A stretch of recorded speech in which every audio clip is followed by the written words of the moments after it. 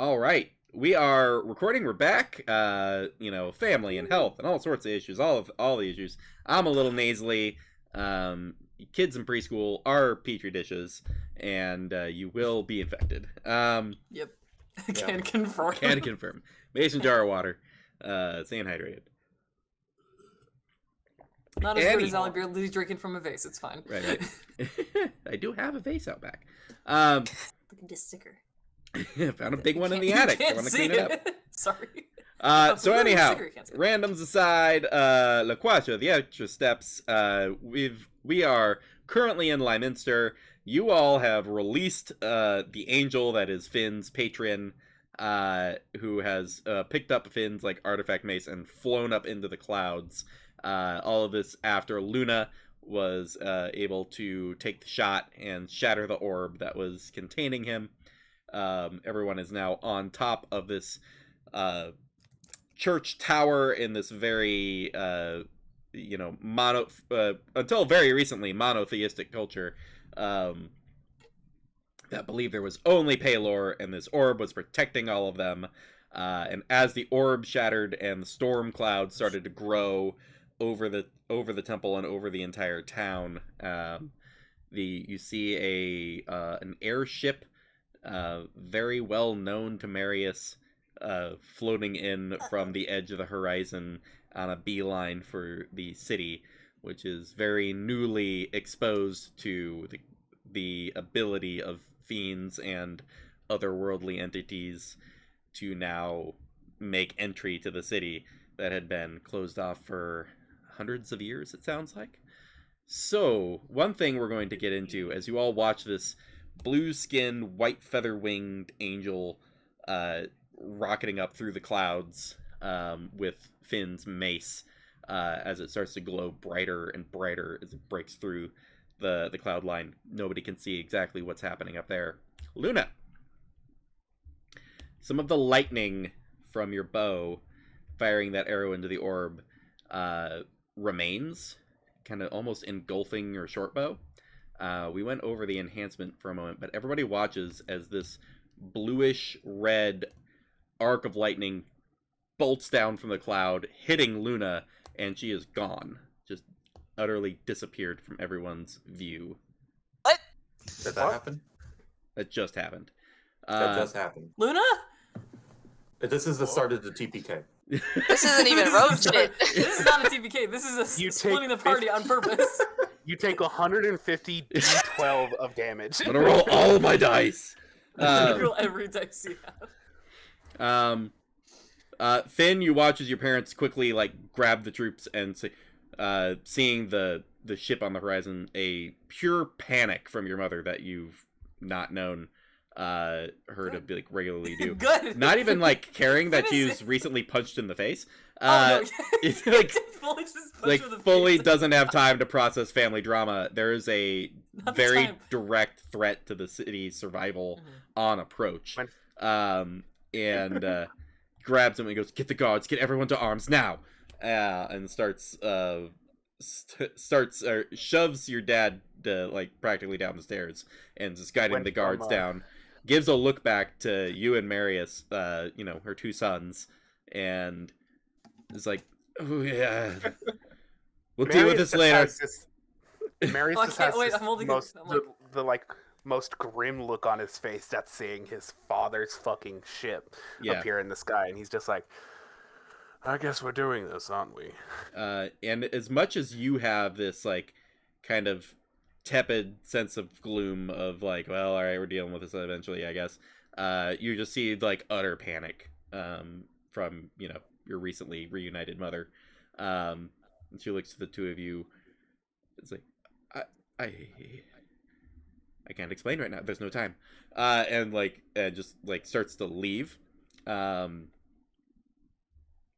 To be fair, I don't know what else I expected. Yeah, what's up?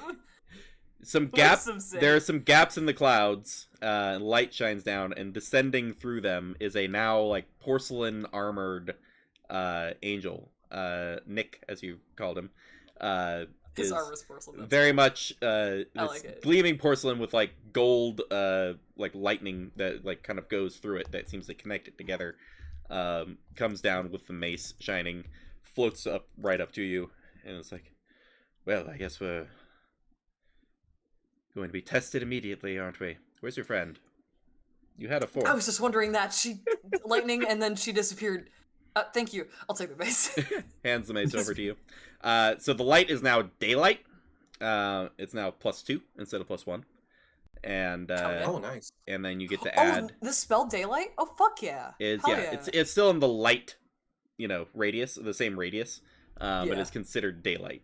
If we ever fuck with vampires, that's going to be very useful. Oh yeah.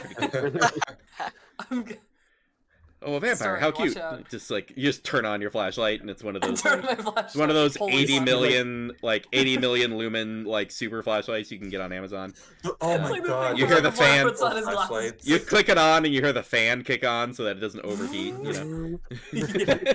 Hell yeah! Those like tactical flashlights where it's like it's bright as fuck. Also has a strobe mode. Also, if all those fails, you can just whack them with it. Yeah. I like to think it's called the DNA collector. Oh, sorry.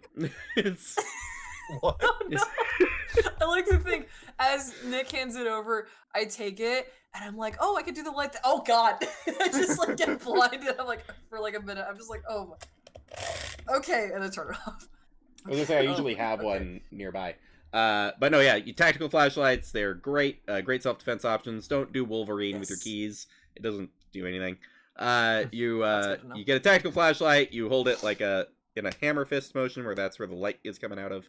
It has a little like ridge aluminum tip usually around the light edge called DNA collector. The idea being you get grabbed, you hit him in the back of the hand, they'll let go, and you can blind them with the light and get out of there. And then when you go call the cops later, you can be like, hey, I have a DNA sample of this person who assaulted me. Oh, you're being serious? No, yeah, it's literally like, I took a lot of self-defense in college. If someone grabs you, you bite them. Yeah, that's one way to do it, yeah. That's a way to do it. I don't want their blood in my mouth. But yes, I do carry, that's my everyday carry is a tactical flashlight. Hell yeah. Yeah. Cool, nice. I have a tactical flashlight now. Thanks, Grandpa. Right. They're like 3 for $20 at Costco now. Not sponsored. Anyways, so hashtag not sponsored. Hashtag not sponsored. They used to be $80 at like specialty like self-defense stores, and now they're like 3 for $20 at Costco, which is great. Yeah. Anyways, moving back to the story. Luna's gone. I turn to Marius and Edmund. I'm just like, where did she go? Hello? Already getting like everybody's equipment and handing shit out. It's like, okay, this is yours, this is yours. Yeah. Thank you. And I'm just holding all of Luna's stuff.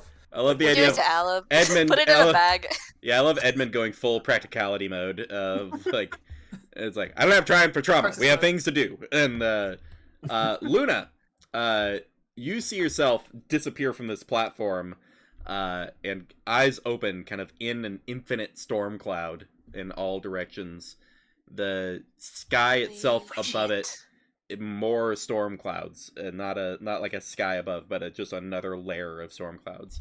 And as lightning arcs through everything, this massive lightning phoenix rises up out of the cloud and gets right down to you to make eye contact within 20 feet, although its head is probably 20 feet. Hello. There's no like mouth speaking words. There's just like concepts being delivered directly into your mind. There's just you are my chosen. It is time you release my avatar. What? Hold on. This is a lot right now. Am I dead? Am I alive? What is going on? I was somewhere and now I'm here. And this... What? Hold on. The prison... Luna is full on having like a crisis moment because she doesn't know what's going on. Like, The prison approaches. You must release them. The prison? What prison? Who is them? Who are you? And a crackle and just like as if it was a snap of a finger the size of a world, a crack of thunder sends you right back down. and everyone's kind of debating what to do as the bolt of lightning comes back down, and there's Luna. Oh, good, Luna, you're back. Here's your bow. Luna had her bow. Here's your Luna had grabbed the bow to like make the shot on the orb before. So some of our shit. I immediately run up to Luna and I just grab her shoulder. I'm like, "What happened? Where did you go? Are you okay? Do you need healing?" I don't know. I'm good, I think. Okay. I don't know. You look fine. You look a little. Is Luna's hair like a cat? Honestly, yeah, just a tiny bit. It's just a tiny bit. Like when you touch Luna's shoulders, you get like the little bit of like static electricity. Mm. It's like later, maybe, I don't know. I'm so confused. What the hell just happened? I'm fucking confused. Yeah. What the hell just happened? This is out of character. What the hell just happened? Above board, what just happened? You got struck by lightning and brought up to the realm of some kind of ancient, powerful phoenix of lightning. You were told it's chosen, and you are being sent back to release its avatar, which is apparently imprisoned somewhere and approaching. Not again. First Nick, now this avatar. Why do we have to be the Not another adaptation. I guess if we have the time, like I might like the key points, like Lightning Phoenix, chosen, avatar, prison. Right. I can explain later. I would say make a perception check for me. Everyone Can I give her guidance? Sure. Cool. Take a D4, Luna. Fantastic. I'll just roll both of these at once. That's a still 11. Touching your shoulder, still static. That's an 11. 11? I mean, it's not. You look around. The key phrase that would stick with you was approaching, and you're looking around. There's only one thing approaching. And the ship. The ship. But you're looking at it. You don't see any kind of like lightning bird on it anywhere. Cool. Okay. So what's the plan here? Are we holding ourselves responsible to like what's happening? Oh no, fuck my mom. I don't care. So we're just I don't care. You look down on the city of people who are starting to panic and scream. There are many "we're all going to die"s being like screamed out. The god, the one and only God has forsaken us. Is Nick around us? Yeah, Nick is kind of like getting used to the armor and like trying to get loosened up from being in a ball for hundreds of years. But yeah, he's around. You all are gearing up, and he's kind of like looking around, kind of looks like he's trying to make a decision. It's so weird getting to talk to you, like, just hi. Oh, yes. Like, I mean, I've talked to you before, but like now you're just here, and I don't have to be like hello. I could just talk to you. This is weird. You look great though. The armor looks awesome. Thank you. But I'm also like, this is weird. Everything is happening. Is there any way for us to get onto the ship before they land? Because are they going to land, or are they just going to start like bombing indiscriminately? You look on the ship is approaching. It's getting near the edge of the city. And give me a perception check. Absolutely. Go ahead.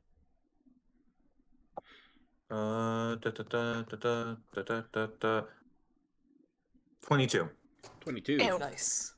Would be difficult to make out with the main light source being cut off by the clouds, but with the flashes of lightning that are kind of going through the cloud, you do see what at first just looked like debris, but then you realize are little, possibly bats, and then you can look closer and you see the humanoid form attached. You see little imps by the dozen exiting the ship, and with a 20 plus on the check, you also notice that they seem to be going out in a pattern and dropping things as they're going.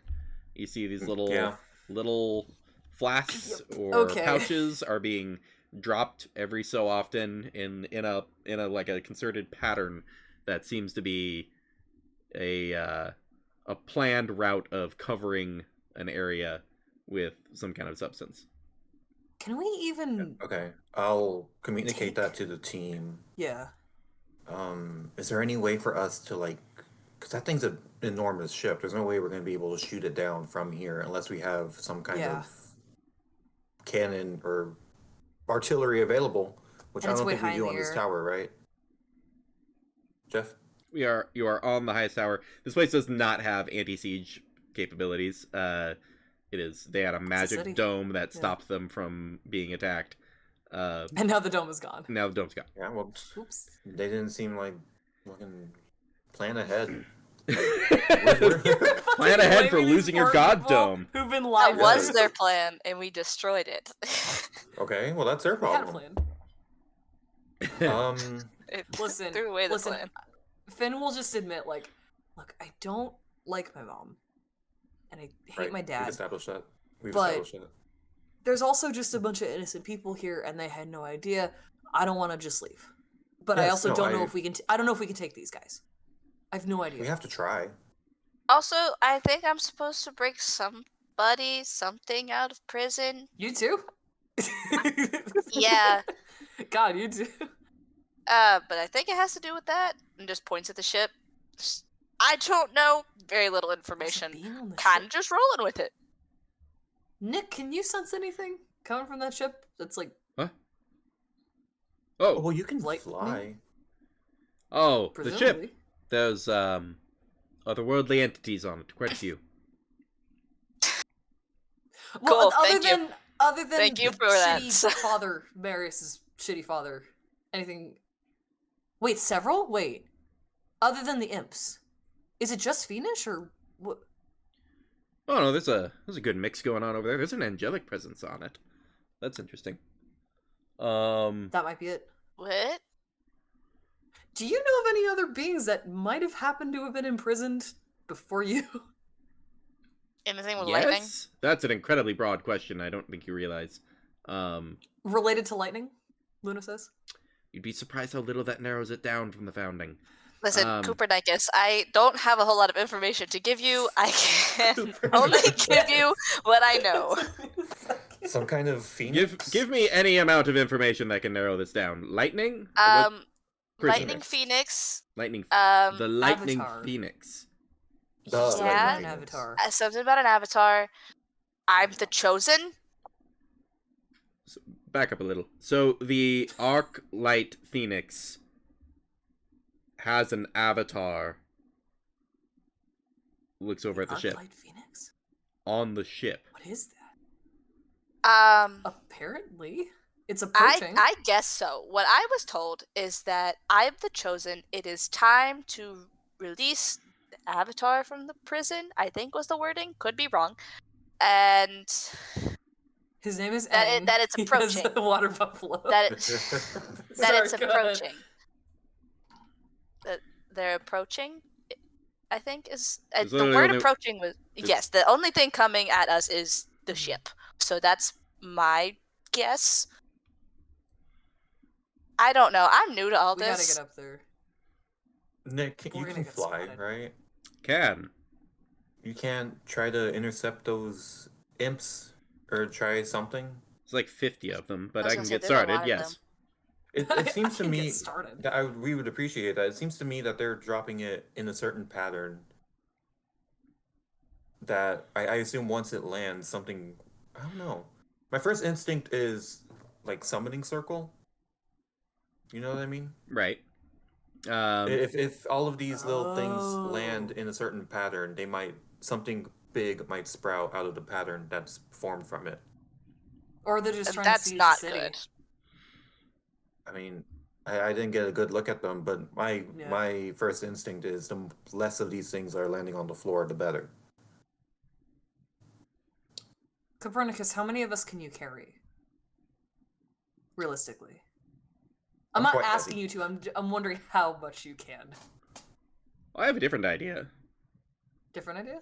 I could make a door. Okay, right great. Let's do that. There you go. Screw that. I knew you were the man, Coop. I knew it. I keep getting Dale these. Cooper, FBI. I keep getting these nicknames. It's endearing, I promise. I He promise. keeps taking I'm one sorry, syllable from his name. I've told her to call you Nick. She's ignoring me. I'm sorry. I tried. So here's the thing. Okay. These imps are concerning me. Hmm. They need to start getting swept up quickly. Yep. Before they complete whatever they are doing to the city.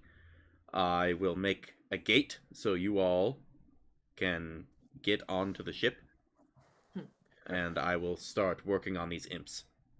Hi, I just came back. What did I miss? There's some kind of ancient entity called an Arclight Phoenix that is, Luna is its chosen, and the Arclight Phoenix's avatar is apparently on your father's pirate ship. There's also imps going all over the place, dropping stuff onto the city. Nick's gonna make a portal so you all can get onto the ship, and he's gonna start working on these imps before they do whatever they're doing to the whole city. Okay. Copernicus is gonna make a door, and we're gonna go through it. Oh no! Fix my fucking chair. Are you all prepared? I guess Honestly, probably not, but do we have a choice? Everybody's like cinching their sure. quiver of Yes. arrows, and like they're getting their swords and like their shields ready, the backpack like tightened up, and then it's just like, I don't know. Wait, Alum and Kent, are they also coming with us? Are they staying here? They're standing I feel there. like Alum's gonna die. Alum's like, hold on. Goes and reaches down, grabs a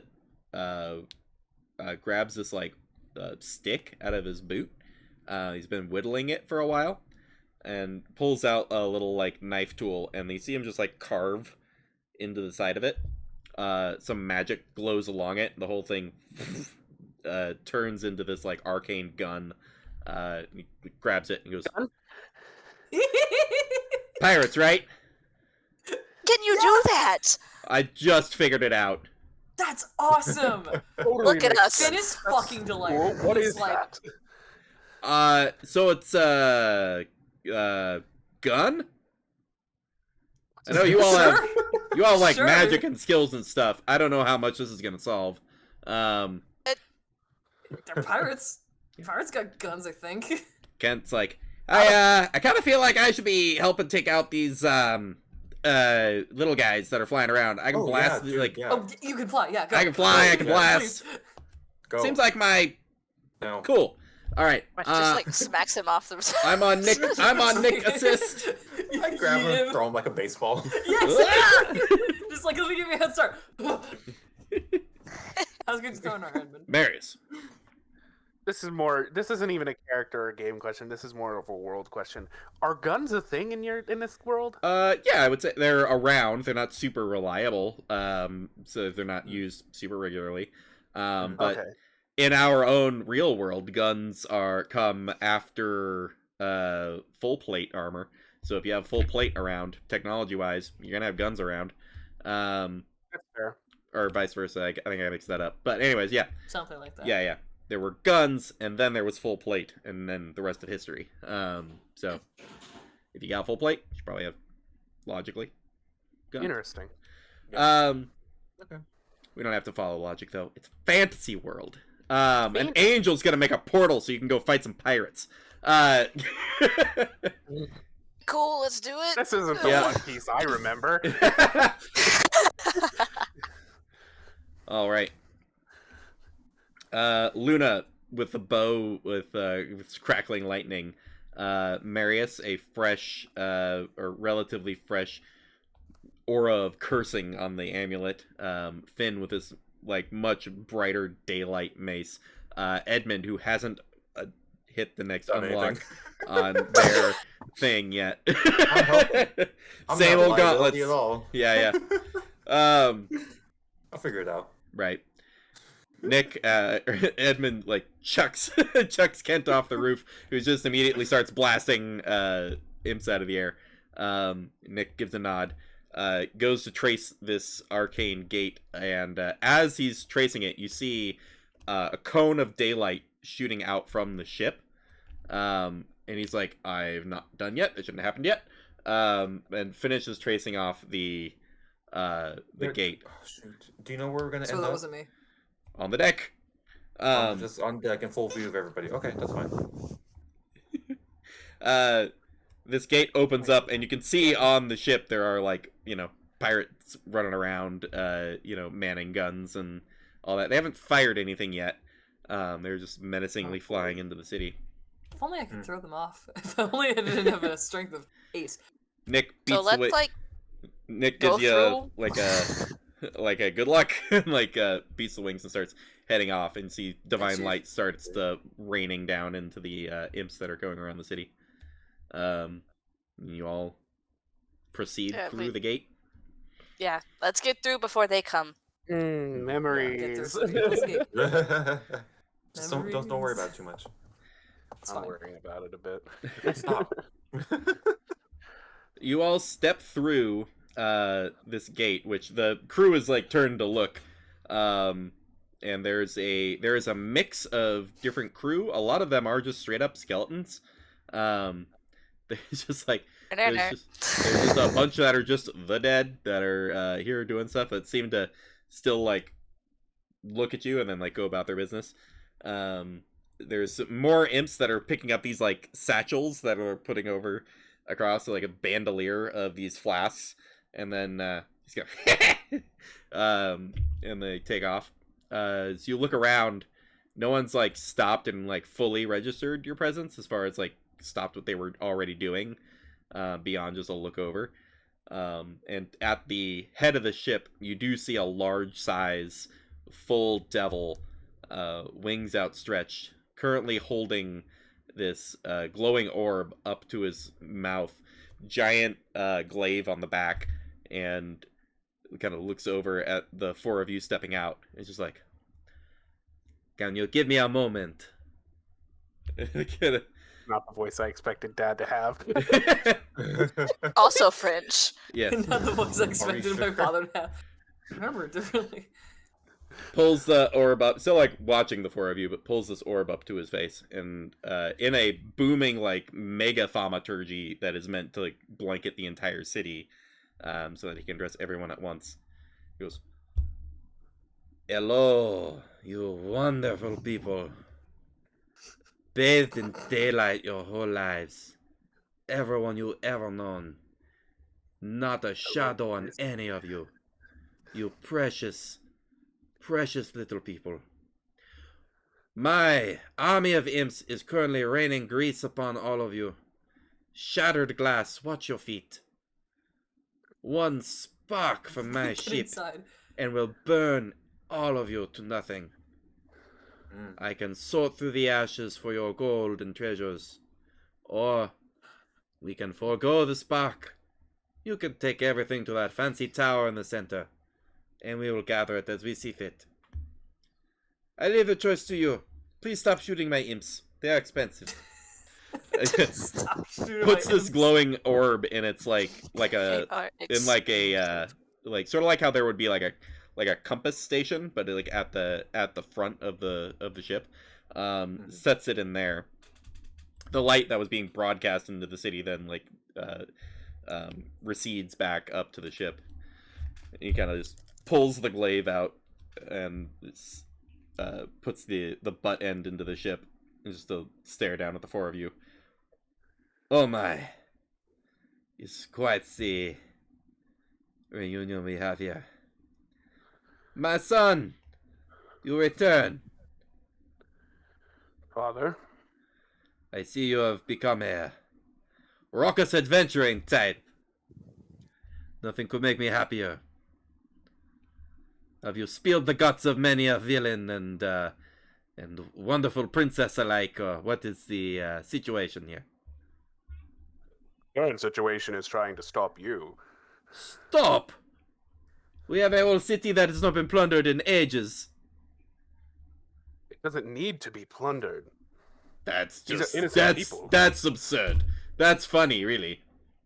I didn't know you went to Maybe they just comedy don't have club. anything good. Finn is fuming. He's like trying really hard not to blast this man.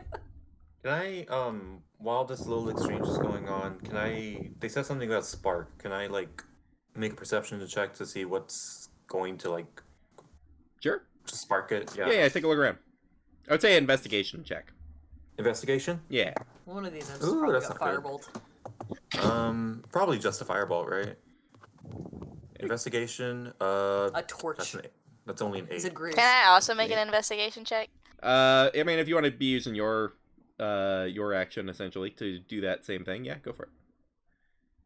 We'll see what Action, a happens. broad term, being just in what you're doing in this beat. That's a what- 14. That's 14. Nice. You Yeah. and Edmund kind of looking around, trying to see what the plan is. You see these like bandoliers of, looks like it might be whale oil or something, in like flasks that are being like, they're like humanoid crew members that are loading up these, bandoliers with these flasks. And then you can see that there are, it looks like at like 6 different stations. There's one of like in the back, in like a final bandolier. There is a like pre-set up, ready to go. Looks like there's alchemist fires. Like they're glowing orange slightly. It looks like there's the regular grease that's being dropped out, and then there's probably half a dozen or so alchemist fires on the deck here that anybody could grab and throw overboard, and it would set the whole thing off. Okay. Luna makes a mental note of that for later. Yeah. Finn doing anything?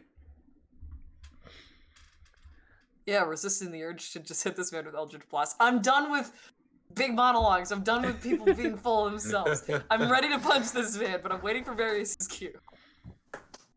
I grab Marius's, like, the back of your arm, and I'm just, like, digging my nails into your arm, just like, please let me hit your dad. Please let me hit your dad. Quietly. No, I don't actually say that, but I'm just thinking it. I'm just like, one shitty dad was enough. Now we gotta deal with 2. Parents, am I right? Parents, am I right? Yeah. God. What's the deal with What's fathers? the deal? What's the deal with fathers? And mothers, apparently. Yeah. Hey, And this mothers. dad's very active in his plans. He's not active in his kid's life. Yeah, that's fair. What are you actually here for, father? Oh, I do this thing where I take people's treasure and make it mine. You see, right I'm now aware it's of theirs. What a fucking pirate is. Oh, okay. I'm sorry. I know I what a was- pirate You is. used to make me be. I used to be one. Remember? Yeah, you were great at it. We were working on your skills. We were trying to toughen you up a little, and then you wanted to go adventure, do things I hate that a lot of the skills. with what's her I name? hate that. But it's I don't know how you would say. It's what I do. It's my whole job, my whole thing, really. Wait, what was your question? Why are you here Why are you here? Oh, specifically? so there's a city here, right? And it's had this dome of protection from anything outsider, elementals and demons. And so we come here, we do the usual plan of we're gonna burn you down unless you give us your treasure, and then hopefully they give us the treasure. It's a lot Your easier to mom is gather it weird, from man. one spot. It takes a lot of the effort out of the like, all of the rage and attacking and Or pillaging. were you just going around waiting for this one specific place to open up so you could ransack it? No, we got the life. queue. Once I could sense your mother-in-law, then once I could sense her again, I was like, oh, they're exposed. Let's Hold go. on. Yeah, Mother-in-law? In-law. right. She was like legally in the law. She is your mother. That's not. Is she You That's know not what? that means. You know Oh what? my Never God. mind. Is she not Oh, biologically my mother? No, that was some lady there was a brothel in Oh. on the eastern coast or whatever. She had business. hold So on. Wait, what? Wait, no, what? What? I'm confused. don't delegitimize a motherhood of those just because there's not a blood relation. Oh, Okay? no, okay, so we're still. Okay. We just share a That's mother, not but we're not the blood situation. related. Okay. Exactly. She was your mother-in-law. Yeah. In-laws. She's my mother, though. I don't know. I don't know who you are. No, I you am. don't. I have no context You're to about this. to. You're going to introduce yourself. No. This is wonderful, young man. Guys. Luna's just having My name is flashbacks Finn for like Goldenrod. conversation. You're about to kid on my mother. Prepare to die. No, I'm just kidding. I'd like everybody but Marius to make an insight check really quick. Great, because I Of have course they such would a know great... who I am. God damn it. That's Why a not? nat one. Hey! I rolled a 16. Hold on. Okay, that is a... Oh, that is... I'm gonna guidance myself one. And that is solid nat one. 24. I'm gonna say Luna and Edmund still kind of occupied with their like scoping out of what the plan is, and figuring out where the alchemist fires are at. Marius still kind of in the middle of this kind of deep family drama. Finn being the only one able to kind of take half a step back conceptually and just evaluate, you realize a couple of things. One, that Marius's dad is just as dumb as a sack of rocks, absolute moron, is not picking up on very simple logical things like that mother-in-law doesn't just mean what he thinks it means. There's also a piece that you put together. So he was spoken of by Marius's uncle as the head of Hell's Navy. Hell, famously a place where there is no water. So there is literally no reason to have a navy. Well, yeah, and that... And then he was just like, let go to the material plane, because who cares? So you get the feeling that this may very well be the dumbest devil that exists. Bet. My question, follow-up question. Does that line up with, like... Because Finn had this image in his... after Marius showed his scar, of, like... this, like, sadistic, like, I hate you and I'm gonna punish you. Mm-hmm. Does that line up at all with this guy? Because it seems like a completely different person. Not that people aren't complex, but, like, it's just like, how? You pick up that this may be... There's probably some things that Marius has internalized that are just his dad's really dumb. Just, he grew up in hell, so he thinks the way you raise someone... is a certain way of thinking. Literally, it's never occurred to him to do anything else. So you have met the embodiment. You've met the embodiment of where incompetence and like active hostility are basically the same thing. Oh my god, it's weaponized incompetence. He is the demon of weaponized incompetence. Okay, I want to kill him. No more speeches. I just want to kill him. I want to kill this guy so bad. I'm not gonna lie, I was starting to lose brain cells as he was talking. And I think that's why I didn't pick up on anything, because I was just like getting flashbacks from the two guys and with the books. It's like I can't go through this again. I can't do it. The now reformed incels that have no idea what to write. Them look like fucking geniuses. Honestly, yeah. I'm not. Okay, who's in favor of just like? Normally, I'm like, let's be more methodical about this, but Finn's just like, no, fuck this guy. I've been raring to go since we got here. Can we just? Yeah. Can we just attack? Yeah. I'm the one saying this. I hate doing that, but I'm. Marius is just going to be like, I'm not going to let you ransack this town, and then just gives a nod to Finn. Eldritch Blast! I don't know the tip of my idea, but okay. Oh, somebody is exhaling directly into their mic, so just be aware of the... Let's make a little adjustment there. That's me, I'm sorry. That's okay. I guess this is becoming ASMR now. Yes, it's an ASMR. ASMR POV. ASMR D&D is a thing. ASMR POV, you're getting ransacked by devils. Oh, you're getting ransacked by devils. That's not ASMR, dude. I don't know. It's not going, ooh. It's not my thing. It's like, whatever the sound of like gold, like, oh, this is some nice gold you have here. Can I have some? Yeah. It doesn't matter, I'm taking it anyway. It's like that. All right, so we're gonna do a classic little roll for initiative here. Let's go. Classic. Rolling the gold. Mm-hmm. Ugh. Kingston, what'd you roll that? Oh, okay. 10. Right. I also got a 10. I think your dex was probably higher than mine, though, Luna. My dex is a +4. Yeah. Oh, yeah. You can go first. That sounds like a cry of pain, Blacklight. My dice hate me. What happened? What had happened was. So what we got for total initiative? Oh, 3. 3? Okay. Yeah. Solid. 18. Yes, there is. Fuck your dad up. You can't knock that. You can't knock that down. All right, Marius. Finally getting an answer to why the in-law was scratched into mother's love, the note in the locket that you have. Realizing that it's because your dad is too dumb to know what mother-in-law means. Oh no. So now I'm having to question whether or not. No, never mind. Never mind. That's a dumb question. Hold on. I was about to say. Now I'm having to question whether or not she's actually my biological mother or not, and I'm just like, wait, that's not how that. She's still your mom, though. Yeah. Just. I mean, as dumb as he is, he said it himself. Right. Just because there's no blood relation doesn't delegitimize the fact that she raised me for like the first 6 years of my life.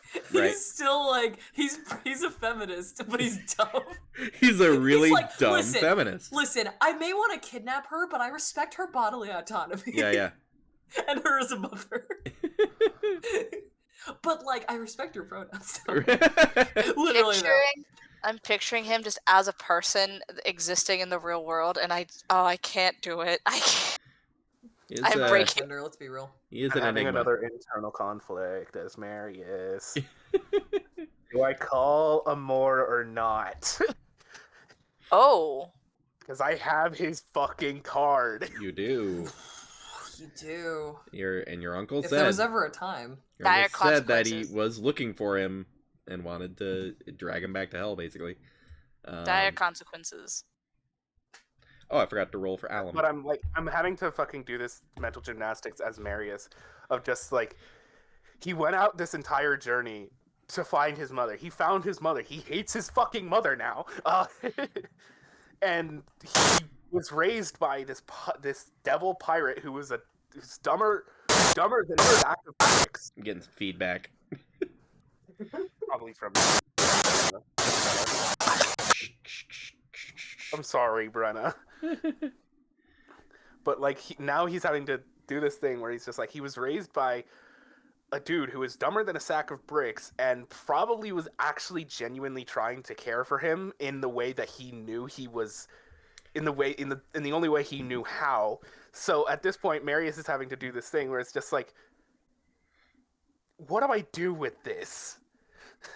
Because like Marius has always valued the idea of family, and he thought his mother was going to be that. The only thing that he's gotten so far that he's actually enjoyed out of family is a fucking brother.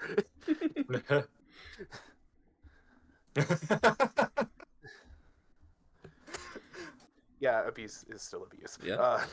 So, Marius' action. Kick his ass. Kick his ass. Just lay into him. It's what he deserves. You know what? It's so Marius is more angry than anything right now, so I'm going to cast Magic Missile. Okay. Nice. Wait, can I not upcast? You can upcast Magic Missile, yeah. Eldritch Fighters, can Eldritch Knights upcast? Yeah. Yeah. It's just a core feature of the spell. Yeah. So yeah, if you got the higher level spell slot, go for it. I think I'm stupid. Oh god, my father and uncle's voice is rubbing off on me. Hold on, stop. Yeah, Marius, Actually, why don't you have an accent? I don't know. Mom.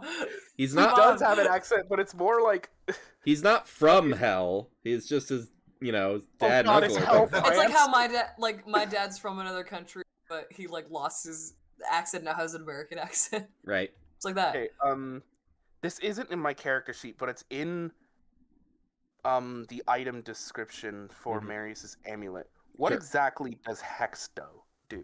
Is it an action to cast? Hex is the spell. Hex It's is good. bonus action to cast. Whenever you roll an attack, if it hits, you'll do an extra D6 necrotic damage, and you also pick one of their stats where they'll have disadvantage on like ability checks for that. Which doesn't include attacks or anything, but it does include like, if there's like an athletics check involved and you hit strength, then you'd have like disadvantage. Like for grapple, maybe? Yeah. Stuff like that. All right. Yeah. I'm gonna cast. What does it do at higher levels? It like Hex just almost nothing. It's nothing? Okay. Yeah. I thought it would target. it lasts I'm gonna longer. cast- That's all. I'm gonna cast Hex on him, Mm. and I'm going to specifically target his. I'm trying to see, like, amongst my spells and amongst the party, which one would be the most beneficial to target. So it won't hurt. It doesn't hurt saving throws or attacks. It's just ability checks. So just skills. Oh, it doesn't hurt saving throws. Okay. Doesn't hurt saving throws. Strength. Strength. Cool. And Oh, since that's really that's a good. leveled, yeah, since Alright. that's a leveled spell, Mhm. I can't cast another leveled spell as an action. Correct? True, unless you're trying to do something really cool, and we say, fuck it. And we say fuck it because I wanted to cast magic missile. The two don't interact in the way you might think for like super crazy coolness. It doesn't turn magic missile into instant death because there's no attack roll. Hex only does the extra damage on attack roll. Yeah. Mm-hmm.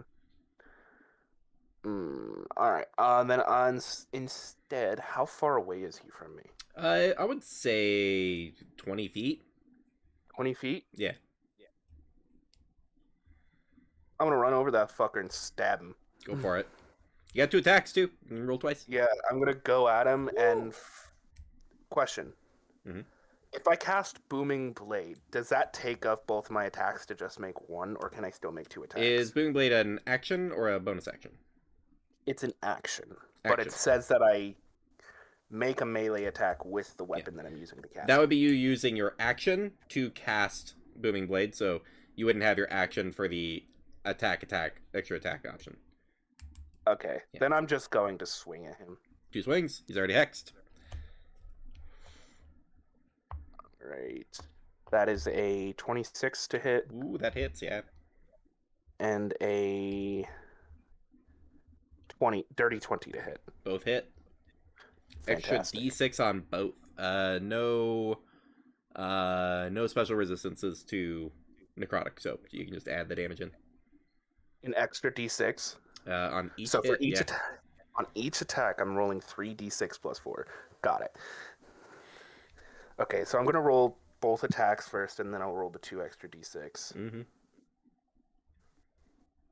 Okay, that's 10 plus 12, so that's 22 plus 7. So that's 22 slashing, 7 necrotic for a Nice. total of 29 damage. Nice. Nice. You just kind of run up and just full, like, instead of going for the slash, just like kind of fake the slash and go in for a stab. And you do kind of like run through right past the ribs and turn it. It's just sort of like, oh, I remember when I taught you that one. Excellent. Very good. Very good. Marius fucking hates to admit that his dad actually taught him some useful shit. Yup. At the same turn, Alum pulls his freshly carved gun of magic. He goes, I'm not sure how this works, and just like aims it generally in that direction. A bolt of force energy shoots out of there. That is okay. That's a hit. I was not expecting Alum to roll a 19 on the die. But... He's doing good. Yeah. So Alum does 12 force damage and blasts Marius's dad off the ship. It's already at the bow, so another 10-foot force push, just like, and you just watch like the blade sink out of him. He's like, looks over like, who's that guy? And goes flying over the edge of the ship. Well, now he can fly, so he's not dead. Yeah. But next up, It's Marius' dad. Not to worry. These bat wings pull him up off the edge of the ship above, and just like looks at everyone and goes, "Well, I'll see you soon." Flicks the glaive, points it at the deck of the ship. Everything goes black. Darkness. Darkness. Well, you have daylight. So. That is true. I do need. Hey, you know what I have? Huh? Counterspell. Yeah. I took counterspell. Ooh. And I'm guessing it's a 3rd level, so darkness is a 2nd level spell, right? That's true. He starts to cast the darkness, and I just go, "No, Yeah. I can't see." And it just like stops it. Then like Using one of my just 2 kinda- spell slots for that. Listen. Hey, if it works, it works. You're welcome. Sorry, I was just like, wait, I have counterspell. Hold on. Yep. I mean, unless he casted it as a higher spell. He probably wouldn't have. He's not that Probably reason not. to. Is he that smart? Is he that Oh, smart? of course not. No. What? No. Well, okay, hold on. Why would you do that? Not is he that smart? Is he smart enough? Right. No. But yeah, goes to point the glaive. The shadow starts to like emanate from the glaive itself, aiming down the ship. And Finn just like no, and like kind of just point the mace at it, and No. the light just focuses in and just encapsulates the shadow. No effect from the darkness spell, and it's just like I had a whole bit I was going to do. Oy. The flies. I'm Finn, by the way. Probably wasn't gonna Fuck be funny you. anyway. As he goes past. As he goes past the edge of the ship, he goes, "Nice to meet you, Finn. You seem like a lovely man." And I flies down underneath. The feeling's not mutual. Put some respect on his fucking name. That's my brother. He did. He was lovely. He sucks though. I know. He sucks. I was mostly saying that as a joke. God, where did he go? He dived below the ship. Below, Probably yeah. Fly. Yeah. He's flying, yeah. So he just flies under the ship, unsure of where he's at now. Racial feature. Of all times, the only time that I've never played a winged tiefling. Too bad I took the Osimar feature that lets me do radiant damage, not the one that gives me fucking wings. Sorry. Right? The only. Listen, it's for the aesthetic, okay? It's for the themes. Right? Oh god, I love this. Alright. Now, you all have 4 imps approaching the ship that were not currently, like, in the fight, but they are returning from their bombing run and are now involving themselves in the fight as they can see the blood pouring out of their captain and the hostile entities on the deck of the ship. So they are going on that and that.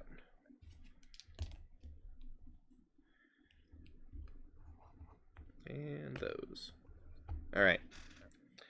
So they have not rolled anybody. They have not rolled in the initiative count as far as they're going next before you all go. But with I'm assuming their initiative comes in at the next turn. the Next round.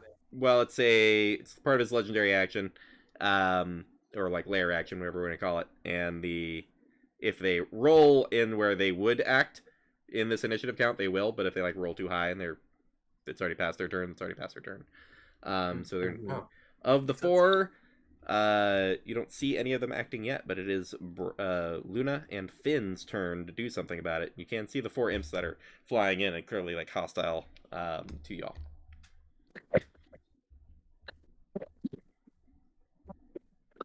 Oh, Brenda, you sound like you're underwater. underwater, Brenna. Oh, I could hear you for a second there, and then it went away. You gotta Check if your headphones are plugged in. yeah, jack out and jack in kind of thing. Sometimes whenever my headset starts fucking up, I have to unplug it and replug it back in. I have to do that, unfortunately, quite a lot. Yep. Last time it was just mine didn't have battery. Nope. No, it's not better. Sorry. Oh no. Can you hear Finn, us go okay? first. Yeah. Okay. Cool. I'll just blast one of them. Nice. And I get 2 blasts. You Yep, do. it's a You 5th could. level. split your blast and try to take 2 out, or you can just focus fire and try to take 1 out. Do you think I could? I mean, minimum damage. It's like 6 damage minimum. Right. No, that's wrong. Damage minimum, maximum 13. Ah, fuck it. Yeah, I'll split it up. Split it. Okay. First one. 14. 14 hits. Cool. And the second one's gonna be. Imp. I rolled a 17 for the second one. Yeah, definitely. I'm guessing that hits. Okay. And I will. Hello, vampire dice. Okay. The first one's gonna be.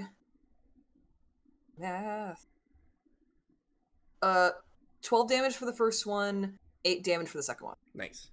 One of them you just blast out of the sky. Nice. Hey, you just see embers Get outta and here. ash just like just evaporates from the blast. The other one is like barely hanging on. Cool. But pretty heavily damaged. I'm gonna say is having trouble flying. So one you Nice. evaporate into sparks and dust. The other you hit so hard it can't fly anymore and hasn't quite making it back onto the ship. So you just see it just Nice. plummet just into the city. It's just like gravity will resolve that one. I have a bloodlust now. I don't really have anything I could activate my Celestial Revelation, but this is time, so Right. I'm gonna chill here and end my turn. Nice. All right. Brenna, any progress on the microphone front? I think it's better. Yes, it is. Hey, there you are. Okay.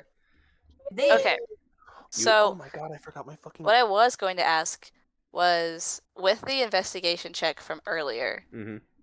did I have? I'll ask it in 2 questions. Sure. One, do I know how many of the alchemist fire there are specifically? Or 2, Yeah. how split up are they, like Uh, across the ship? They are fully split. So the idea is that there's the ones you can see. Now this doesn't mean the only ones there are. In fact, it'd be kind of silly if it was the only ones there were on the whole ship. These 4 guys. But you can see them in 3 on one side, 3 on the other side, in like front of the ship, middle of the ship, back of the ship, where they're all fully spread out, and it is meant to be a. You don't want all of your alchemist fires right next to each other. What you want gets hit and blows up, now you're out of alchemist fires. But yeah, Okay. that's your situation on that front.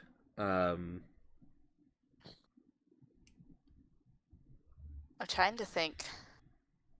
Is Edmund near me? Yeah, Edmund's right there. You all kind of portaled in together and didn't spread out yet, so you're all hitting in the same area. I look at Edmund and say, "Give me one of the bags." Sure. One of the Okay. bags. Just pull a sack from And the sack then- of sacks. Yeah, Thanks. give me a sack. Just in case I can throw some in there as I'm around, just to take away from their arsenal. And then I'm gonna bonus action hide. Cool. So Find I a don't remember. find a barrel and like scoot behind it. Yeah, I figured there was like barrels and crates and whatnot Yeah. on the deck. So For sure. okay, what do I add to that again? It's Stealth. I'm so so Dex modifier. Oh, there we go. Proficiency 17. 17. Yeah, that is going to beat their passive perception by like 6. So, Cool. yeah, And then- you are hidden. You also have a feature of your bow you could use. That's right.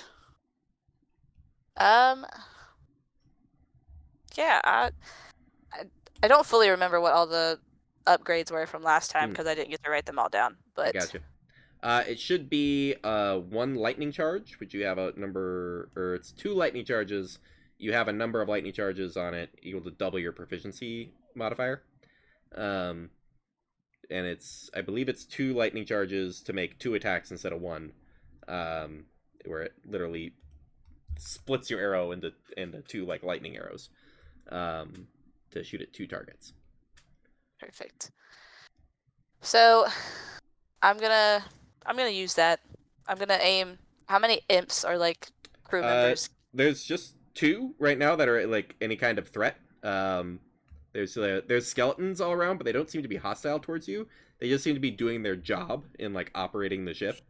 None of them have like picked up arms to like attack you or anything. They're just sort of like tying knots and like hoisting sails. And none of them look like they're gonna grab any of the alchemist fire. Doesn't seem like it. Okay, so then I'll do the 2 attacks to. I'll hit the imps. See 2 what imps. I can Gotcha. do. 1 Yeah. on each imp. Are you gonna hit the one that's already injured, or It's plummeting. It's like below the deck of the ship at this point. Yeah. Never mind. It lost its ability to fly. I gave it a con save. It didn't do well. Ooh, 18 on the die. That's the first one. That's a hit for sure. Okay, and then that was a 3 on the die, and then I don't think it'll matter. Maybe. So it's Dex plus double my proficiency bonus. No, That's a 13. For your attack, it's just your for proficiency once. You do have advantage though because you were hidden. Oh, that's true. Yeah. It didn't matter. So that's a 10. Like a 10. Yeah, despite the advantage, that one does miss. But you do hit the other one, and you get your sneak attack damage on it. Bet. My 3d6, now that I actually have 3d6 to use. Yeah. Makes me excited. Ooh. Oh, that one's cocked. Even better. That is a 14 total. Oh, yeah. So in the same way that one just like immediately turned to ash, this one gets like shot in the head, and then you see like a mini lightning bolt just like come down out of the cloud and just like zap it, and it again shatters into ash. The other one kind of as the lightning arrow shoots past. It's like, We'd love to see it. That'll be all for your turn, I'm sure. Yeah. All right, Edmund. Currently, there's just an imp that you can see. Unless you have some way of chasing down Marius' dad. Is there any? There's no one like steering the ship right now, is there? You don't see, or well, no, it would be. There's a skeleton that's just like at the wheel, just like on like an autopilot, basically. I love the image of a single skeleton be like, huh, nice weather. Yeah. I'm just so happy to be here. You know, just doing my thing, and I want to like come up to the skeleton. It's a living. It's an unliving. It's an unliving. I love this dude. I want to. You want to rush if I can rush the controls of the ship? Yeah, my goal is to essentially like do a U-turn and make sure that we're not above the city anymore. Which we're right out of it. We're right in the center though, aren't we? We're almost at the center. Yeah, you teleported out. It's probably about a quarter of the way across the city at this point. Okay. I'm not going to ask like where specifically we are, but I just want to turn it in like the direction that will get us out of like the radius of the city the fastest. Give me a straight intelligence or a sky vehicles check. I do not have proficiency with sky vehicles, so I'll just do raw intelligence, which also isn't very good because I have a +0. Straight roll. Anybody else? Yeah. Don't be a 1. I've rolled 2 2s already, so. Oh, good. 2-2. Okay, so that's a 1. So a natural 1 with a +0. You look at it. It's not as simple as you thought when you go over there. There's a series of levers, and you kind of like shake. There is like a wheel, but it like can like turn.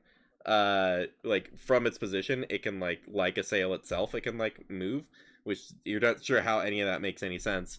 Right. And then there's a lever with like a lightning bolt on it, and you're like, that's got to be good. And then you kind of like go and like grab. It's like this must be like the go, and you kind of you pull it. Don't tell me I set the entire city on fire. No, please. Please. That ones are fun though. Just the supermarket. Yeah, just the market district. No. So you watch, and like everybody catches this. There are a series of magical crystals kind of built into the frame of the ship that control its ability to fly. And you don't see the power source for it immediately, but you pull this like lightning lever. And everybody make a perception check for me. Me as well? Yeah, for sure. All right, let's see. God, I swear to fucking God. Watch you nat 20 the perception check to be like, Hey, we're hey, fucked. hey! Wait, are you kidding me? Yes, Are you for the most useless bullshit. For the I most also rolled a useless nat It's 20. not bullshit. useless. Nice. You can figure out what to do now. You see yeah. just how many people you strike with lightning. You can count Yeah. them. You know their names. I used my little FU dice, and I got a nat 20. So Oh, jeez. Hey, double that What the 20. fuck? Triple, actually, I got a nat 20. Now I just gotta know what Finn got. I got a 13. I'm sorry, y'all. Yeah, I yeah. failed you. Finn, you get just like the a screech like thunder. It doesn't make sense to you in the moment. It's deafening, and you equate it with like this must be what thunder sounds like at point blank range, with no context to it. Everyone else is able to, against all odds, due to your proximity to it, but you are able to parse out that it is like thunder and it's like something screaming. And you just hear this like a death rattle like scream that is also thunder, and lightning energy just like goes out to all of the crystals. They all glow extraordinarily bright, and the ship itself just like lifts about 100 feet up further into the air. Immediately? Like almost immediately. Everybody, I'm gonna need everyone to make a dexterity saving throw for me. Oh, good. Oh, Alum. All right, I got a plus. Fuck! Oh, I rolled a 6. That's a 7.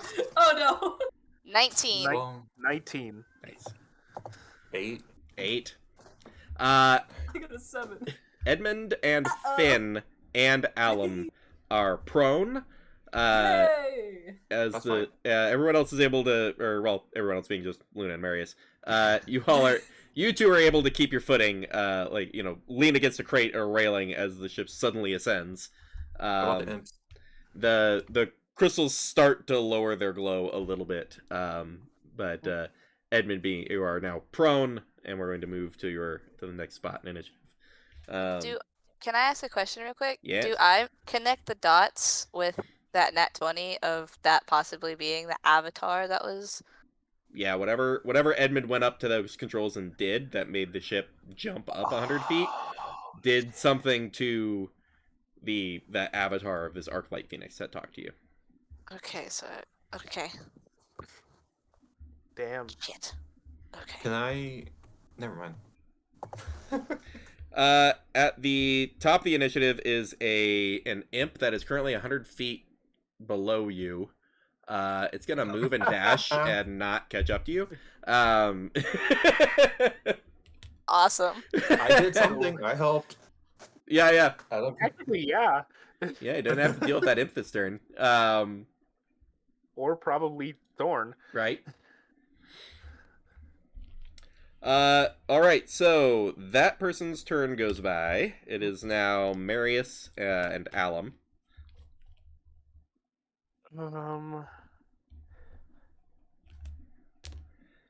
Question. Yes.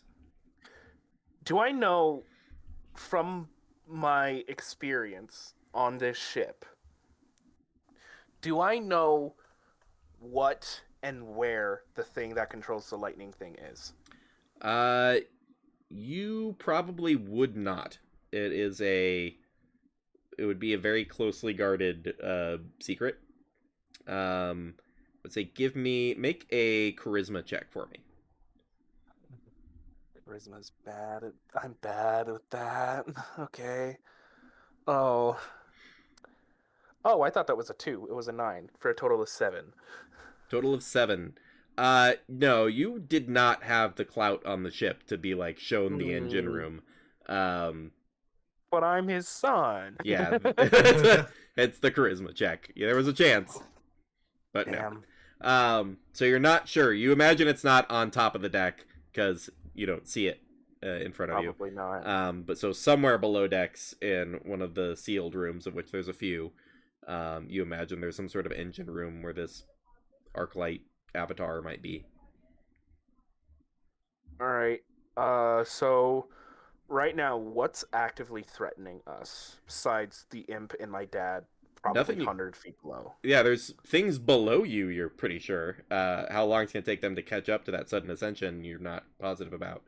But yeah, there's mostly a bunch of skeletons trying to get up right now to like get back to their tasks. But you don't see anything. And the skeletons weren't necessarily threatening to us at all. They were just kind of doing their job. Just doing their job. How's the alchemist fire doing?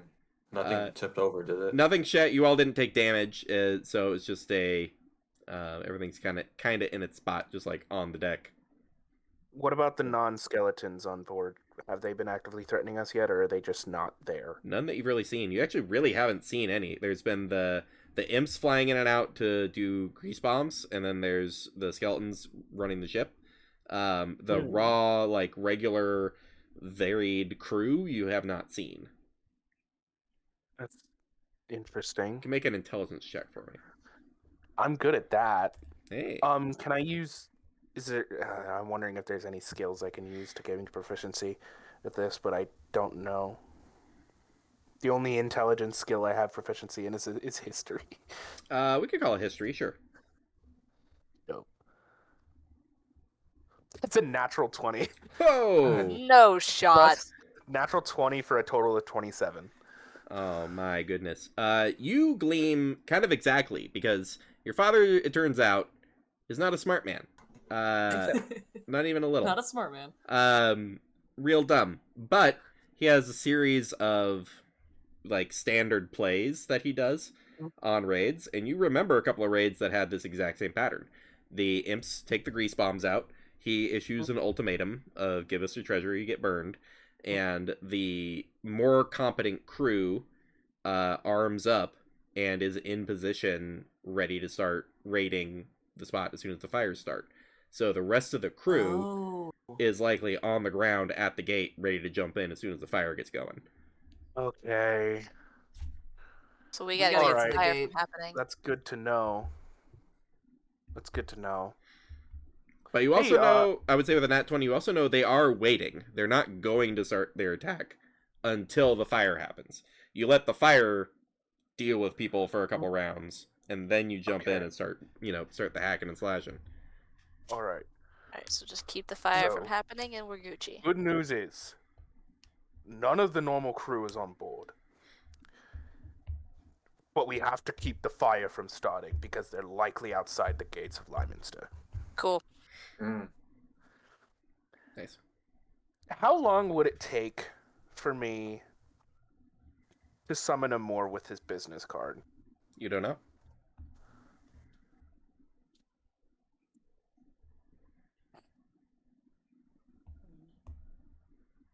Does Moore have wings? Yeah, well, you've seen him or fly. On the ship. Oh, okay. Yeah.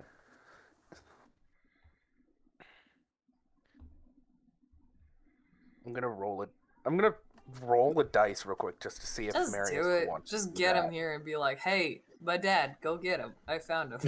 Evens yes, odds no. Yes, I'm gonna take out the business card and start summoning him more. Nice. Even if that takes the rest of my turn. It probably would at that, but it will require an Arcana check. Okay, Marius pulls out the card and he just thinks for a solid second and he's just like, fuck it. And that's going to be a 14 for a total of 18. Ooh, that's pretty good. You start tracing out like your own portal, kind of inspired by Nick. And you do watch as the business card burns away as you speak his name to summon him, and a dark and with bits of ember floating into it portal opens up right in front of you. No one steps out yet, but I did roll a die. Okay. I didn't exactly do 100% what he wanted me to do with getting the blood of my mother, but I literally brought him to his doorstep. Mm-hmm. Yeah, you also recall the reason he wanted the blood of your mother was to track down your father. But we didn't, so... But you kind of just basically skipped the middleman on that one. Yeah, we kind of just skipped the middleman. Right. It's just like, hey... Or middle woman, as it were. Yeah. It's like, hey, I don't have the blood for you, but we're on his ship. Gamora's just gonna be like, what the fuck? How the fuck? What? How did you do that? How did you do that? Alum uses half his movement to stand up. Doesn't see anything immediately threatening for attacking. He walks over to one of the bandoliers and pockets one of the alchemist fires. He goes, I think we should grab these, at least while nothing else is happening. Yes. And make sure they don't drop on the city. True. He actually takes it. If they do, the pirates will start raiding. He takes it from his pocket and puts it into his side satchel and goes, extra dimensional space, by the way. I mean, Finn also has one of those. All right, that is his turn, and coming back around, something happens you all don't see. We die. Instant death.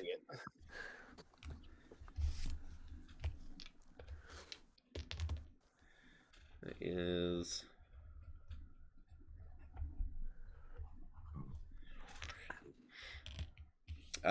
You watch as one. There are another trio of imps that are kind of coming in from the outskirts, trying to make their way back. They're going to have a little longer to get to the ship due to the maneuvering, but you can see them on approach. Moves and dashes, and we are on Luna and Finn. I think I look and see that nothing is really going on. And just for clarification, say, am I needed right now? To whoever is closest to answer. Get one of the alchemist fires. Just gotta get rid of them. Right. Then I guess, can I look and see if I see a hatch or a door or something to get underneath, into the ship? Yeah, for sure. There is, yeah. Yeah, we know that's one of the reasons we're coming up here, right? To try to find whatever this avatar thing is, too. That was very specifically Luna's charge from some kind of, otherworldly entity. Okay. So yeah, Marius would be just like, go ahead. Do what you need. Do I see a door or a hatch or? Yeah, you see there's a pretty obvious hatch. Okay. Yeah. So, how far am I from it? 10 feet. Okay. So, because I don't know how much space I'm gonna need underneath. Yeah. I'm gonna bonus action dash. Are you going to use feline agility? That's also nice. It takes off. Agility basically lets you just double dash, right? Right. So you with feline agility and dash, you have 120 feet of movement, and still have your action to do something if you find something worth doing. So I want you to give me an investigation check. I'm gonna say with advantage, just with the sheer amount of speed you have to run through and that. Nope. Luna's getting the zoomies right now. Yeah. Don't mind her. Pretty much. See the haunches kind of wiggle and then. Airplane ears. Yeah. That's a nat 20. Oh, yeah! Let's go. Oh my My god. fuck you dice really said, fuck you today. I'm gonna say the screech is at first you think it's ringing in your ears, but then it is just lingering, and part of your connection to this lightning entity is helping you find this path, and you zoom through one floor. You immediately run through, get the vibe of just rooms where people stay. Rush through all of those, find only one room in the whole ship that is large enough that it could be something else. And there is a locked door, but you are at it. So if you would like to try to pick the lock. It's the rogue that's at it. I would like to pick that lock because I have expertise in thieves' tools. Yep. So is that just sleight of hand? Sleight of hand. Yep. Okay. Which is fantastic because that's a +10. Yeah. I was gonna say Awesome. It's if sleight of hand is your other expertise dexterity skill, that is the same amount of bonus. Yes. Well, that was a nat 1. So. Oh. No. Oh no. Damn it. There's a there's like I found it. Every This is balance. it. This has to be it. And then almost immediately it's like tick, like your lockpick just like breaks. One of the pieces of your set, just the tip just falls to the floor. You look up, you see a bit of a shimmer. It's clearly like an arcane lock, which is not impossible to break, but is very hard. And so the nat one was certainly not it as far as getting through. But you have found it. You can feel the vibration of like this. The entity you're looking for is past this door. Okay. Shit. Okay. I guess I just like yell through the door and say, "I'm coming to help. I promise." And then that's the end of my turn. Right. Finn. Cool. Grabbing an alchemist fire? Yeah. Yeah, sure. Is that the yeah? I'll use half my movement to stand up, and then it's just like an object interaction to like grab it. Just so walk over I'll one of them. dash, I guess. Yeah. Sure, you can probably get to two of them if you want to. If you're not doing anything else but grabbing alchemist fires. Well, remember I only have 25 movement speed because of my arthritis, so True. I'm missing a little bit. But Yeah. Yeah. With if dash, I can do it, then. with dash, Cool. you should still be able to grab two of them. Yeah. Hell. Oh, two of them? Hell yeah. Yeah. And can I like? I don't know if I can on this turn, but I want to like throw them to. Probably don't want to throw them anywhere. Okay, no. Wait, hold on. What's my intelligence? Would you know normal not to throw intelligence I them? wouldn't. Yeah. No, I wouldn't know not to. Catch these grenades. I If you're like, maybe, what? but- Here, catch. What? No. Here, catch this grenade I pulled the pin in. Right. It's like throwing Yeah. a firebomb in Sea of Thieves. Yup. Oh, yeah. But yeah, I think that's all I can do. I Nice. got no bonus action I want to do. And then would be we would be coming up on Edmund. Okay. I want to stand up. Mhm. I want to look at the myriad of controls in front of me, and I'm gonna be like, okay, so I'm not touching that, but I could probably, I can Try to figure it out again. Yeah. Yeah, I'm just hands on the wheel. Right. Slight turn. I would say another intelligence check with advantage, so you have a Okay. base level understanding of not that lever. Great. That's all that matters. There we go. There's the fucking nat 20. God damn. Nice. Jesus. Yeah. God, You figure we're rolling out a lot of nat 20s and nat 1s this session.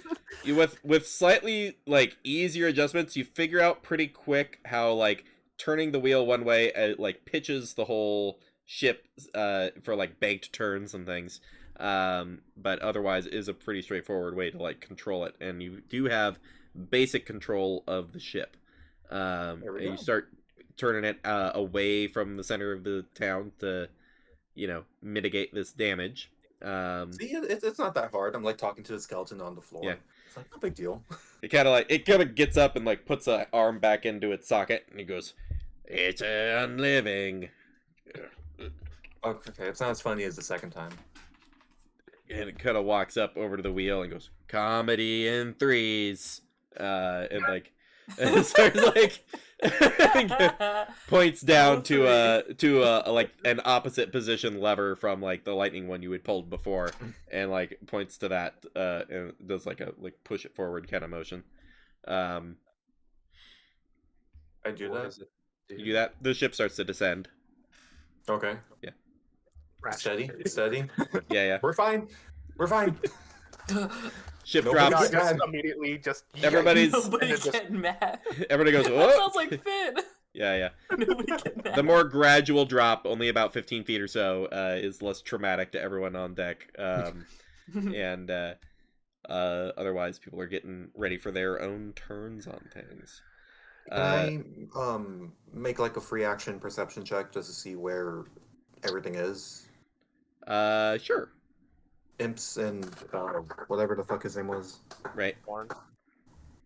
No. What's your dad's name again? Thorn. Thorn.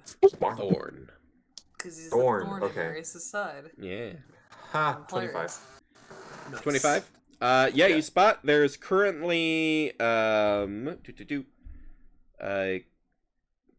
you spot that there are 2 alchemist fires towards the back of the ship and 1 towards the front that haven't been picked up yet. And then there are 4 imps currently about a flight away from like being able to interact with the people that are on deck.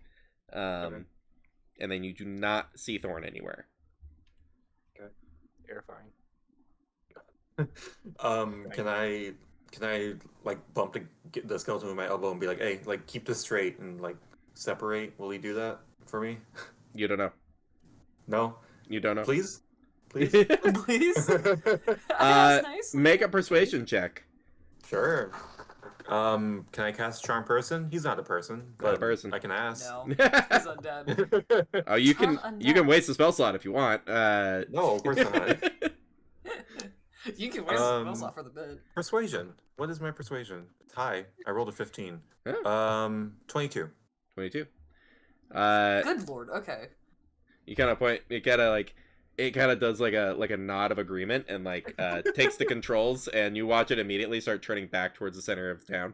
No, never mind. I push him off again. Falls, like a couple of bones fall off. He goes, "It's still living." Shut the fuck up. Couple of dry bones.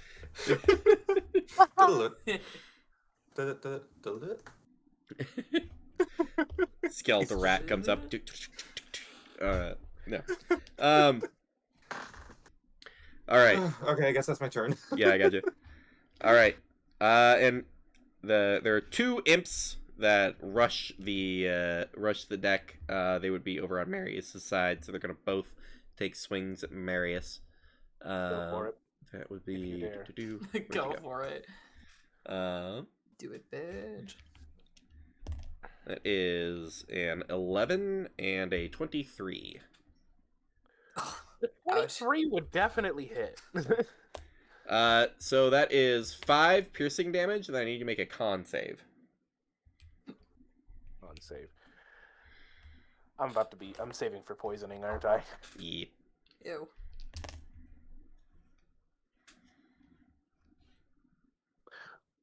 23. 23. You are fine. As far as you get to take half damage. So that's just another 5 poison damage. So how much damage put on top of 10, the 5? 10 total. So 5 piercing, 5 poison. You know, if I had a nickel for every time I fought, for how many times I've fought imps in the span of a week, I'd have 2. Still alive. That's true. I did also have you fight imps. And a cackler. Nice. Cackles. I was gonna say Marius is up next. With Okay. 2 imps on Still nothing coming through the portal? no, not as yet. More, now would be a good time, if any. And then, the imps, are they, like, within 5 feet of me to be able to, like... Yeah, they're on you. They were stinging you. How many are there? 2. 2. Alright, I'm gonna make 1 attack on each of them. Go for it. And, question. Yes. My ring. Do I have to make an unarmed strike in order for the ring effect to No, you have your bonus on, occurs also on just any melee attack. Okay, got it. Is Hex still up? Is Hex concentration? Hex is concentration, so you do need to make a constitution saving throw to keep Hex up. It's just DC. I will after I roll these attacks. Yeah, just DC 10. Okay, 17 to hit. That's it. And 22 to hit. 22. It's also a hit. Okay. So roll that roll the roll concentration so we know if you're getting the extra D6 on damage. Well, it wouldn't. I don't think it would affect the imps, would they? They're not immune to necrotic or anything. Yeah. Well, they're immune to some things, but not necrotic. The hex is on. The hex is on. Oh, that's right. Never mind. The hex is. It's not like an area of effect. Yeah. Single target. Right, 17. 17 damage? No, 17 for the For concentration. the concentration. Oh, gotcha. Yeah, it's still up. Okay, and for the damage, it's 11 on one imp. Nice. And 12 on another. You watch everyone on deck sees something very disturbing. So I'm missing this. Cool. Kind of plant a foot, go for a big sweeping strike with the sword. Your ring crawls off your finger up the blade. It's still a slight tether to where it mounts on your hand. And then massive jaws open up like a giant like a demonic pelican basically. In this big like scoop that's on the edge of the sword. And as you like slice through each imp, the mouth is just engulfing them and closes down and then pulls back down onto your finger, consuming the two imps. It also gets slightly larger, and instead of just like a ring band, it's one of those like 3 knuckle, like a full finger ring. Like a full finger ring, yeah, full knuckle. That's like comes sick. Out to like a claw point. That's sick. I love that. Oh, that's sick. God, that's sick. Right? Oh my god. This is the first time I've got to use this ring since I figured out what it was. Yeah. Make note that your ring has consumed 2 creatures. Okay. Yeah. Oh, goodness. Horrifying sentence, Jeff. Thank you. Absolutely awful. Yeah. Just terrible. I hate it. All right. Your Luna, your understudy, with a gun. That's so funny. Pulls up his arcane pistol and just like, hey, if it ain't broke, and like aims over at one of the imps that's flying up. Takes a shot. That's enough. 13 exactly. So yeah, that was plenty. Also dusts one of the imps out of the sky. It's like, I'm on an adventure! Just like screaming at everybody. That one's down. Alan's pulling his weight. Somebody give him praise, because I'm not there to do it. You're doing great, Alan! Thanks for the positive reinforcement! Quick question. Yes. Because me and Alan's turn are on the same initiative count. Right. I don't think I can do anything as my bonus action, but I just fucking remembered that I have great weapon master. Oh, so you have an additional attack, right? As a bonus action with Great Weapon Master when you drop something. I think score a critical hit with a melee weapon or reduce a creature to 0. You can make 1 melee attack as a bonus action. You have a bonus action attack. There's one. I don't think there's anything to attack near me. There's one more imp. It's I'll say it's charging in. So or rather the one Alan would have shot would be different if you were like ran over and chopped the other one that was in melee. Okay. Well, I was mostly going to ask, could I use the rest of my movement and maybe I don't know if this would be part of an action or a bonus action. Can I grab one of the Alchemist's Fire on the back of the ship? Sure. Actually, where am I on You're the at ship? the front. There's one more at the front. You could grab that as your bonus action. Okay, then I'm going to grab it at the front. Okay. I thought I was on the back of the ship because I heard bow and like the helm, and I assumed back of the ship. No, that's Edmund's over back that way. You two are on the opposite ends of the ship at the moment. But yeah, you grab the other one that's in the front. Now there's just the 2 that are in the back. Okay. And how close is Alum? Alum is like halfway up the ship. So it's probably a good 30 feet from you. Then I'll just put it in my bag. Gotcha. Just pocket it, yeah. I guess I'll add an Alchemist Fire to my inventory. Yeah, sounds good. Sure. Right. That would be him.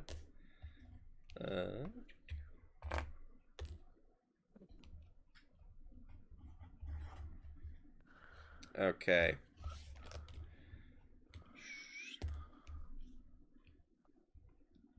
Not the most tactically wise decision, but that makes sense. Yeah, that's what he does. All right. So, invisibly, Most tactically wise decision.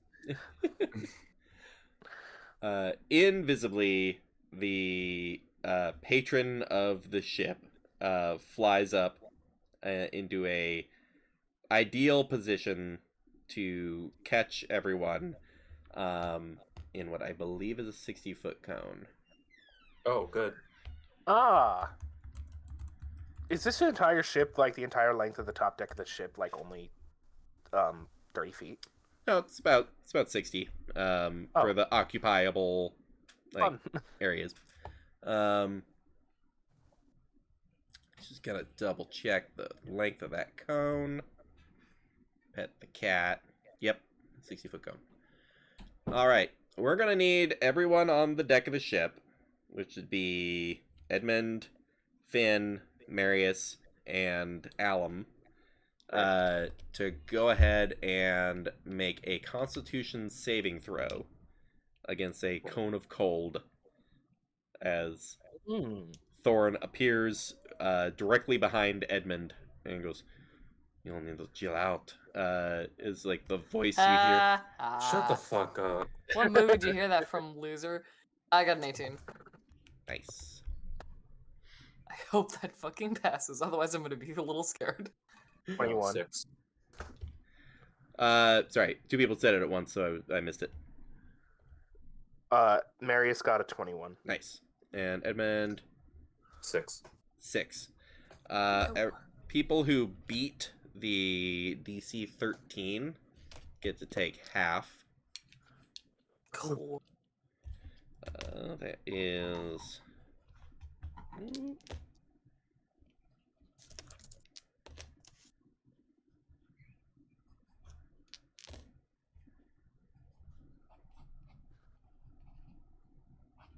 That is 46 cold damage, halved to 23. 46? Finn and Marius.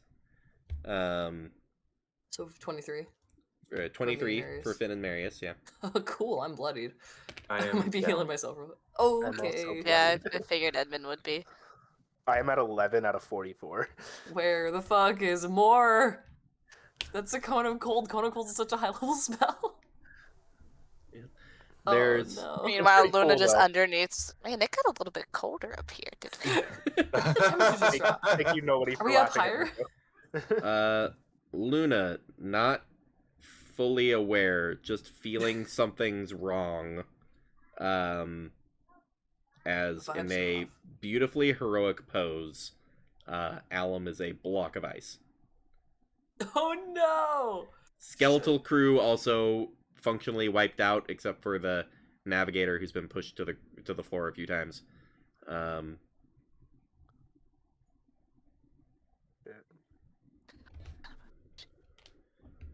Just icicles across the whole front of the ship. Fuck. And now perfectly visible is Thorn. Being like, I will be controlling my ship now.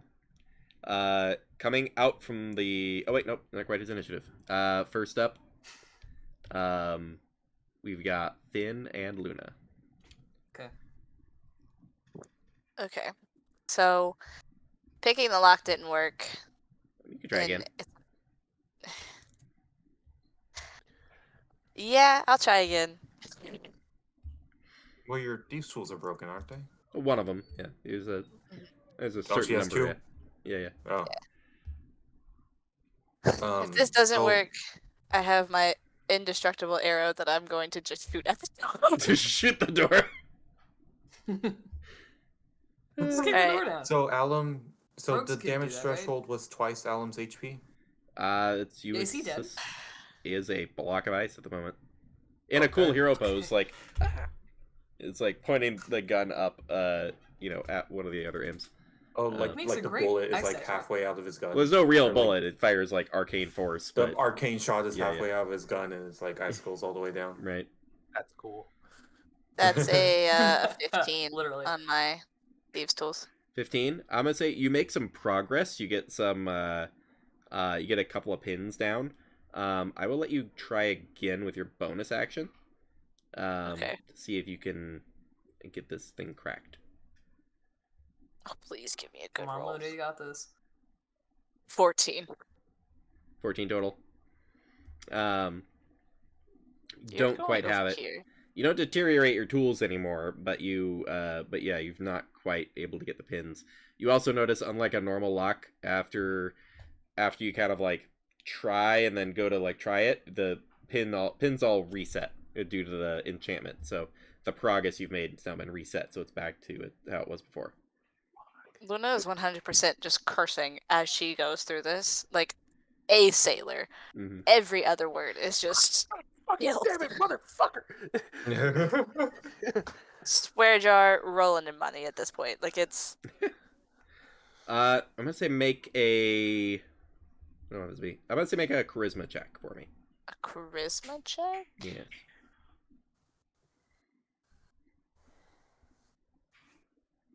Uh, 21. 21. Actually, hold on. Ooh. Yeah, 21. You feel the connection with this like Thunderbird, and you know that there's a you get the feeling of a vision of the lightning striking, and you remember the lightning striking you to teleport you, and how the lightning strikes can do damage, and you have an option. You've already burnt up your actions and stuff, but you have an option to utilize the bow itself for call lightning for some like guaranteed damage to like just blow up the door essentially. Call that an airstrike, Luna. Honestly, with just being pissed off at the fact that this lock isn't unlocking because she is good at this, it's just gonna be like, you know what? Fuck it. Like just absolutely blast a hole in the side of the ship. Worth it. Awesome. Going over to Finn. Cool. I think this is a bonus action. Yeah. Bonus action. Healing Light. I'm gonna spend 3d6 to get Edmund the fuck back up. Nice. That sucks. Okay. Am I the only one that's gone down, like, the entire time that we've been playing? Why do you look at not me the entire like time. Ooh, I almost rolled max. Okay. That is 16 plus... Oh, plus my proficiency bonus because of my grandfather's mace. So that is 19 back to you, Edmund. Nice. Great. Oh, thank God. Get the fuck up. No. Edmund! Oh. You hear me like cry, like a really like Oscar-worthy cry. And then action swing granddad's mace around. Do I want to Eldritch Blast your dad? Marius, is that a good idea? Go for it. I'm not one to tell you what to do. I feel like I'm just gonna piss him off more. He just did a cone of cold. How close am I to the helm? I'd say you're at the middle point of the ship, so you're probably 25, 30 feet. Yeah. Cool, 25 is exactly my movement speed. Can I go over to the skeleton? Can I try and use my make a persuasion check to be like, you know what would be really funny? If you accidentally ran into him. I want to have him run into Thorn. Gotcha. Give me just a nature check, or a religion. Nature or religion. He does seem to be. Oh, I'll do religion because I'm good at that. Sure. Ooh, dirty 20. Nice. It is a skeleton. It's like an animated automatic. It's functionally an unseen servant made of bones. Yeah. It's on auto. It's not really a conscious entity. It's it just has tasks that it does.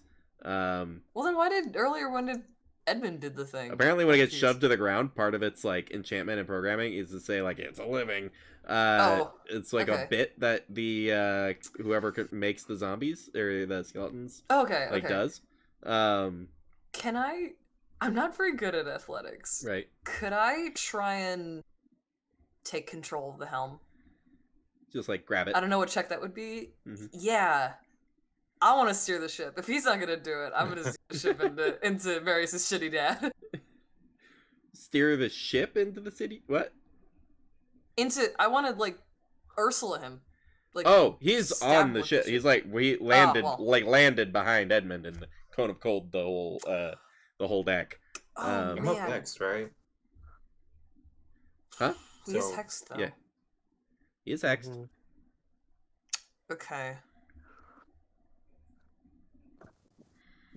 Yeah, okay. I'll just Eldritch Blast him then. Gotcha. You got 2 blasts. Man, I was gonna Ursula him though, if he was just like in front of the ship. I mean, if you can get him off the ship, So, step 1. you know what? If I had fucking Repelling Blast, I could totally do that, but I don't have Repelling Blast. Oh, man. I'm about to get up. I have a lot of damage dice. So, Cool. Yeah. I have Agonizing Blast, Eyes of the Runekeeper, and Beguiling Influence. Nice. Because I've spent too much time with Edmund. But I'll just hit him with Eldritch Blast. Go for it. While Edmund get up. Okay. That's an excellent for the Let's first one. Yeah. Go. Yeah. Nice. Okay, let me roll the second one and see if it hits. Okay, 14 plus. I can't do math. That's a dirty 20, I think. That hits? Yeah, it's a dirty 20. Yeah, that'll hit. Hell yeah. So that's. Hold on, I forgot. You double the dice, right? Yes. So your D10 gets doubled. I should know this. I literally DM. Okay, so 2.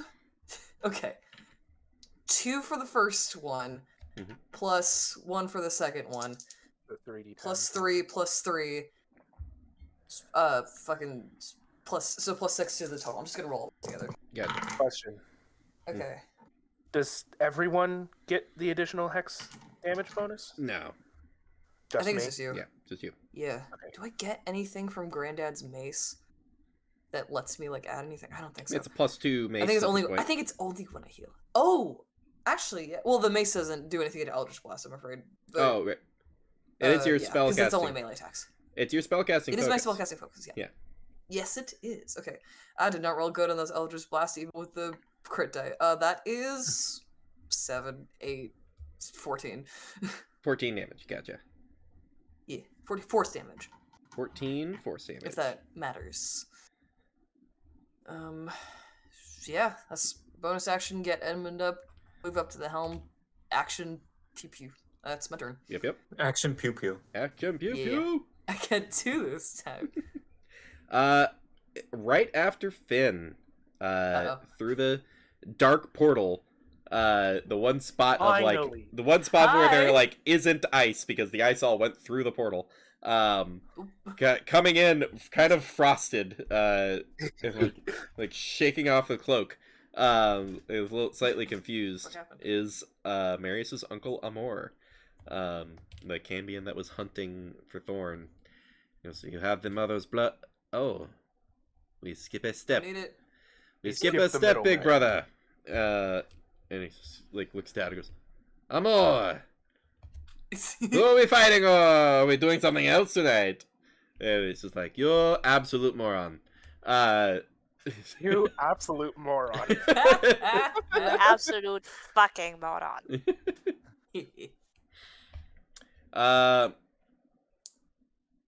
Amor catches the vibe as his int isn't 7.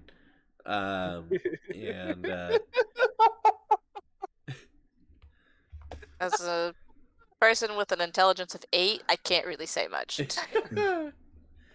all right. Flicks the cloak and then just like motions out with 2 hands to fire out 2 beams of fire.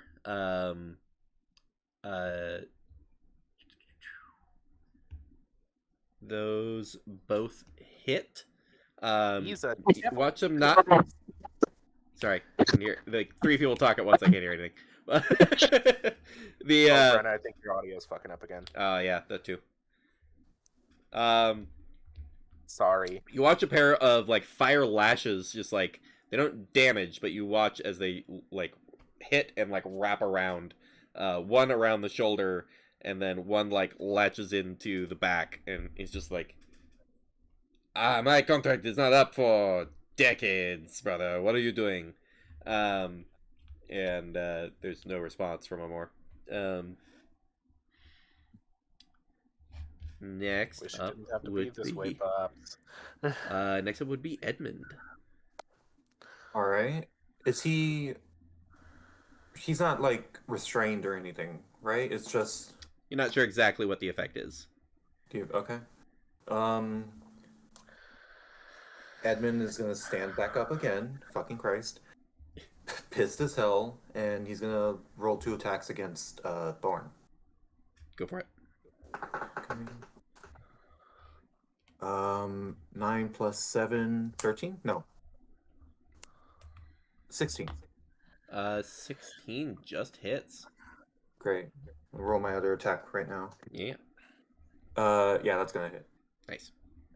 Okay. First attack, I'm going to... Okay. D6. I'm gonna add Ensnaring Strike, because fuck this guy. While restrained by the spell. Okay. D6. D4. For Dreadful Strikes. Ooh. 7... 11 damage. Nice. And then for my second attack, I'm gonna do a Divine Smite at 2nd level with my gauntlets of whatever. So that's gonna be D6 plus D4 plus 3D8. Nice. And that's radiant damage, by the way. Fuck yeah. Oh, that's... All right. 5... Never mind. 12, 15, 20 damage, and if it matters, just 20 radiant damage. 20 damage in total. 20 total damage. Gotcha. Yes. All right. If it matters, the radiant damage was 15. Gotcha. Of that. Does not in particular. Oh man. Oh, whatever. Oh, you know what? I think I rolled. I'm so sorry. It's I forgot to add my mod, which is +4, and then I was missing a D8. Go for it. 5. Nice. So 5 extra damage on 5 top of extra. Gotcha. You all do get the read that that Thorn is bloodied at this point. In addition, your gauntlets flare up from the smite and stay lit for a moment. Your gauntlets may now smite with unarmed attacks. Okay. And you can expend a 1st level spell slot from the gauntlets to cast Searing Smite, Thunderous Smite, or Wrathful Smite with your bonus action. Fuck yeah.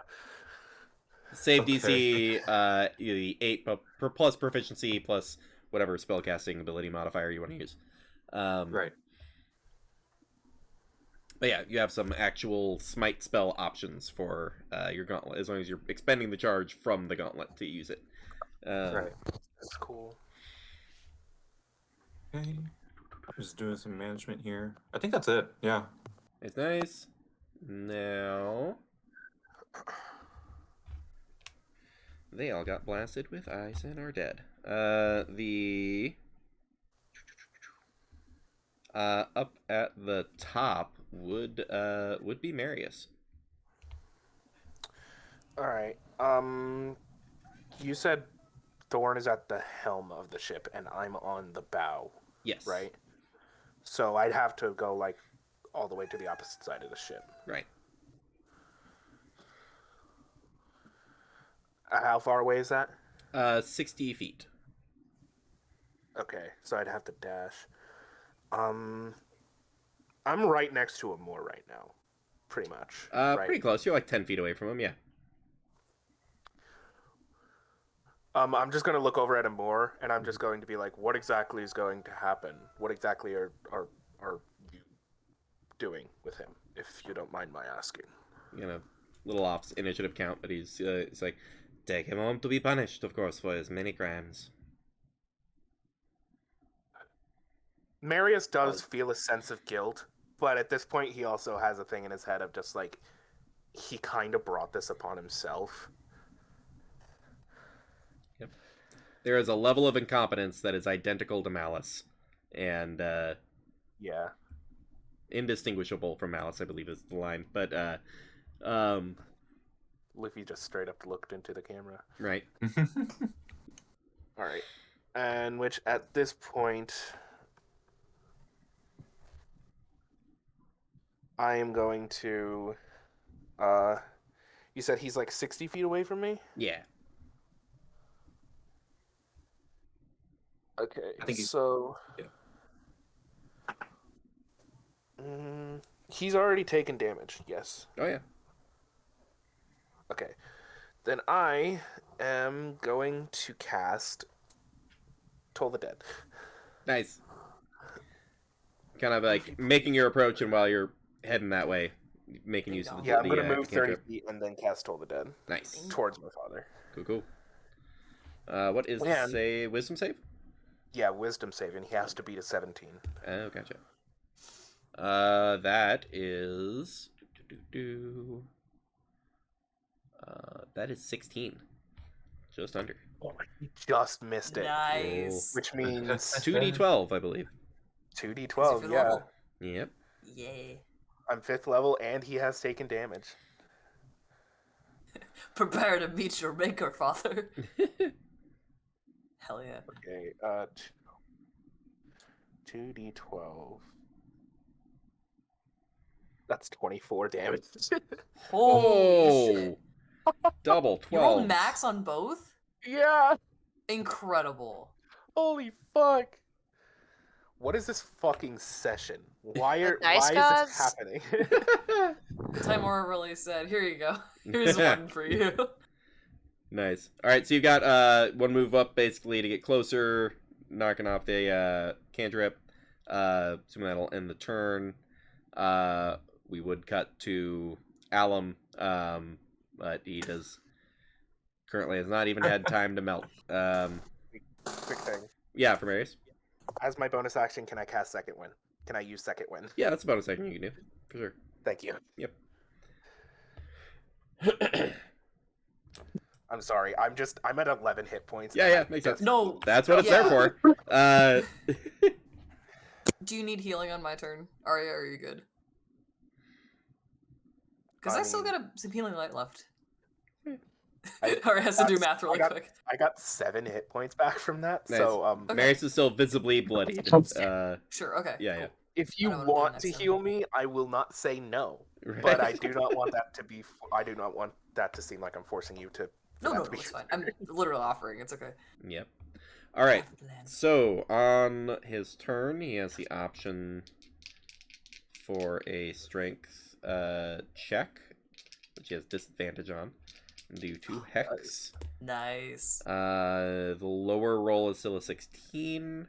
And with his bonuses, that is enough. So he breaks one of the lashes off. He gets to do that on his turn. I hit him with an ensnaring strike. I completely forgot to ask for the strength saving throw. Oh, right. That would be... He's like, I'm free. Shit. That'd be like a 7. So no. So he is ensnared, which I believe just means no movement, right? So he is restrained, and he takes a d6 of damage at the start of his turn. Oh, okay. So roll that d6. Nice. 2 damage. 2.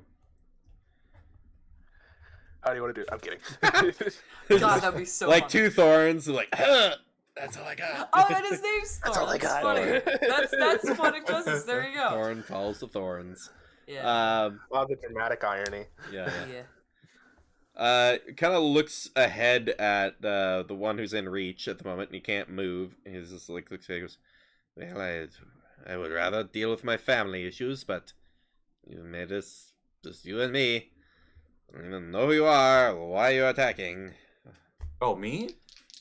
Yeah. What's your whole deal? What's your whole deal? Fucking idiot. I'm a devil pirate.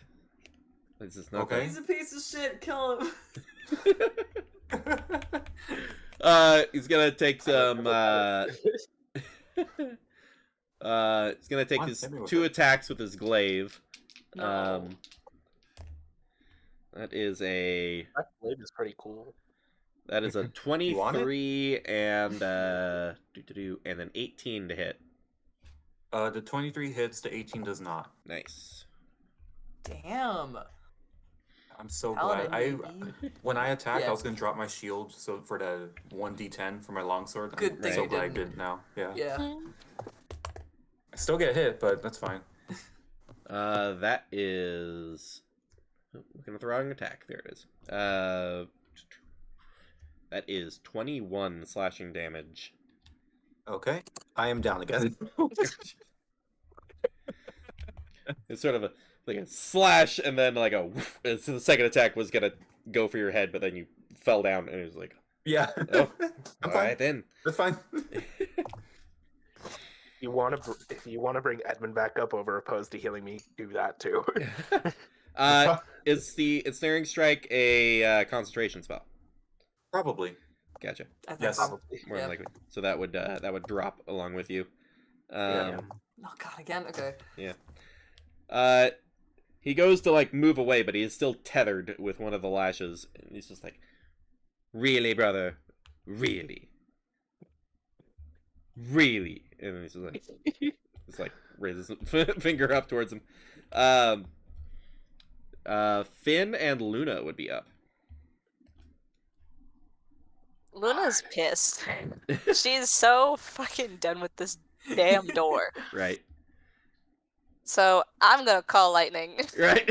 Yay! burning the charges. What did I say it was? It was. There you go. Jolt bow.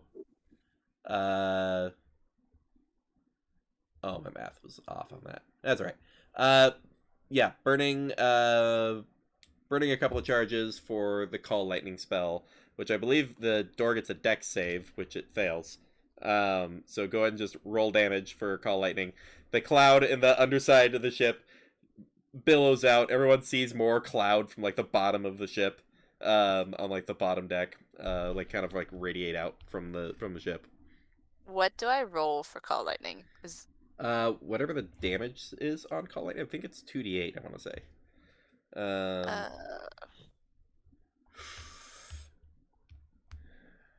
Google says 3d10. Call lightning is like 3d10. It's a lot. Let's go for it.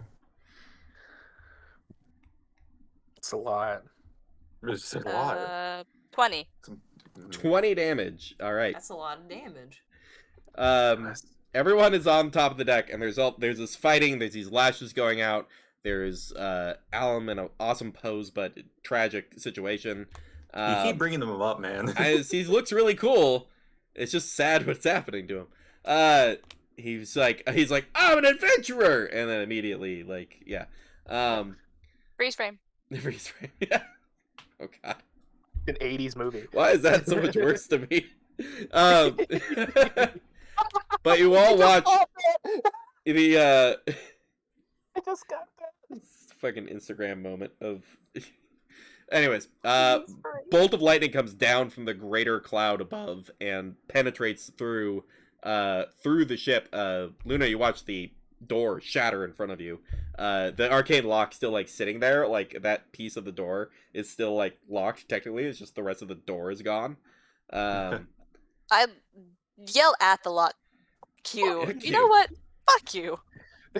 You see inside this like orange tinted glass like sort of cylinder that comes up, sort of an iron base to it. On the inside, an egg, one that's sort of like rough reds and blues across it, and above it like a spike that is just like just sitting. It looks like it's like actuated spike that is meant to like come down to like shatter the egg for some reason.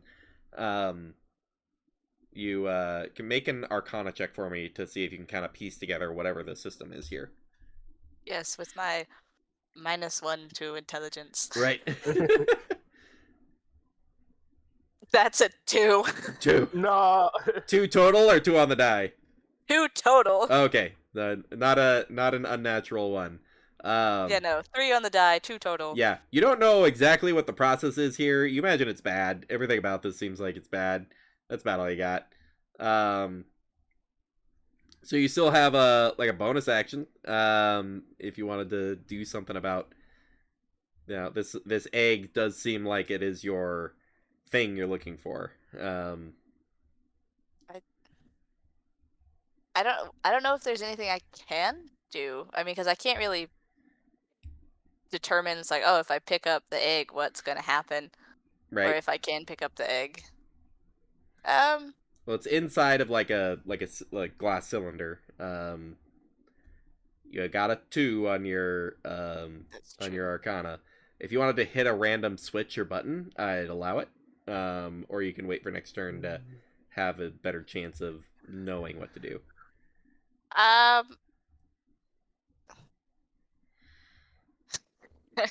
torn between waiting till next turn and having a better chance, or just taking the indestructible arrow and try to break the glass.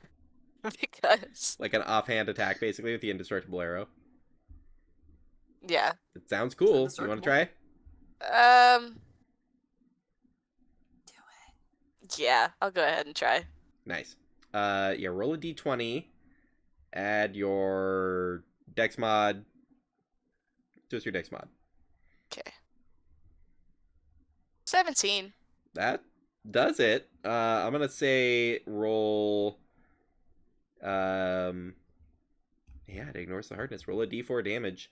I'm gonna say it's glass, and it's only immune to a specific kind of damage. So if you can beat 2 piercing damage on this thing, because you don't have to worry about hardness with the indestructible arrow. That's cocked. Damn it, that was auto board. It was cocked. That's 2. 2. You see the arrow pierces through. Doesn't shatter, but the glass cracks, and you feel like one good kick would like take out this wall of glass. Okay. Saved a baby. Yeah. Alrighty. Okay, so then I love Spyro. Anyway. God bless. So that's yours. Up next would be Finn. Cool. How far away is Thorn from me? Thorn's about 25 feet up. You have to like climb some stairs, but he's only like 20 feet. Okay. 25 feet. Because I was at the wheel. Okay. Or if you walked up to the wheel, you're like face to face with him. Yeah, because I was like trying to like talk to the skeleton and then change my mind. Oh, right. So he's just like ignoring me. He's like, "Brother, why are you here?" And I'm like, oh, "I'm also here." Right. Bonus action, healing light on Edmund. Again. I think I almost want to healing hands myself because I'm an awesomer, so I can do that as an action, and then healing light as a bonus action. Yeah. I'm only gonna spend 2 this time because I want to save 1 just in case. Right. But hey, that is max. Okay, so 6 plus my proficiency bonus. That is 15. Healing back to you, Edmund. Hooray. Yeah, up again, and Gotcha. get back up, goddamn. You get up again, and and Thorn looks down and goes, "Why does this keep happening? I don't understand." Fuck you. You know what? That's not a bad idea. Fuck you, Thorn. I'm gonna cast Mind Sliver on him. On Thorn. Nice.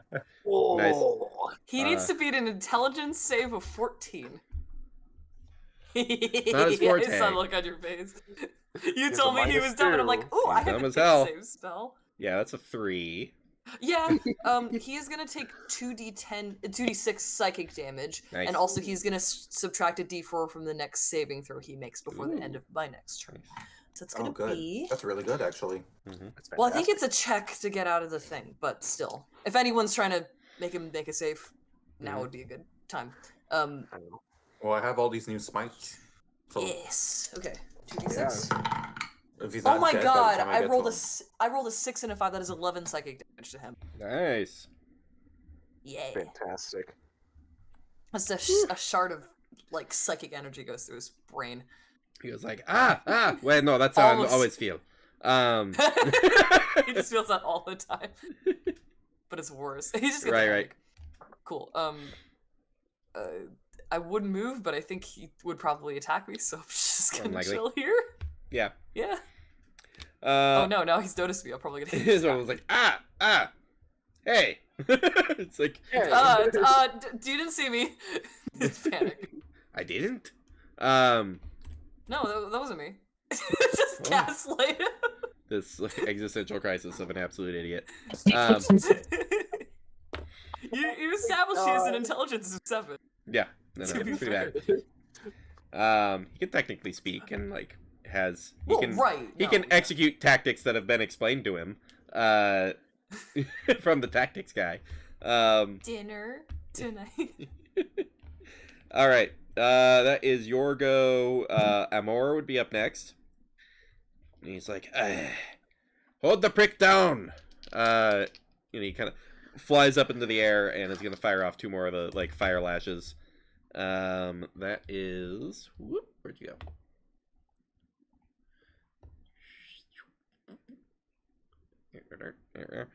That is. Oh no, that is a hit, and so is that. So he's got 2 more.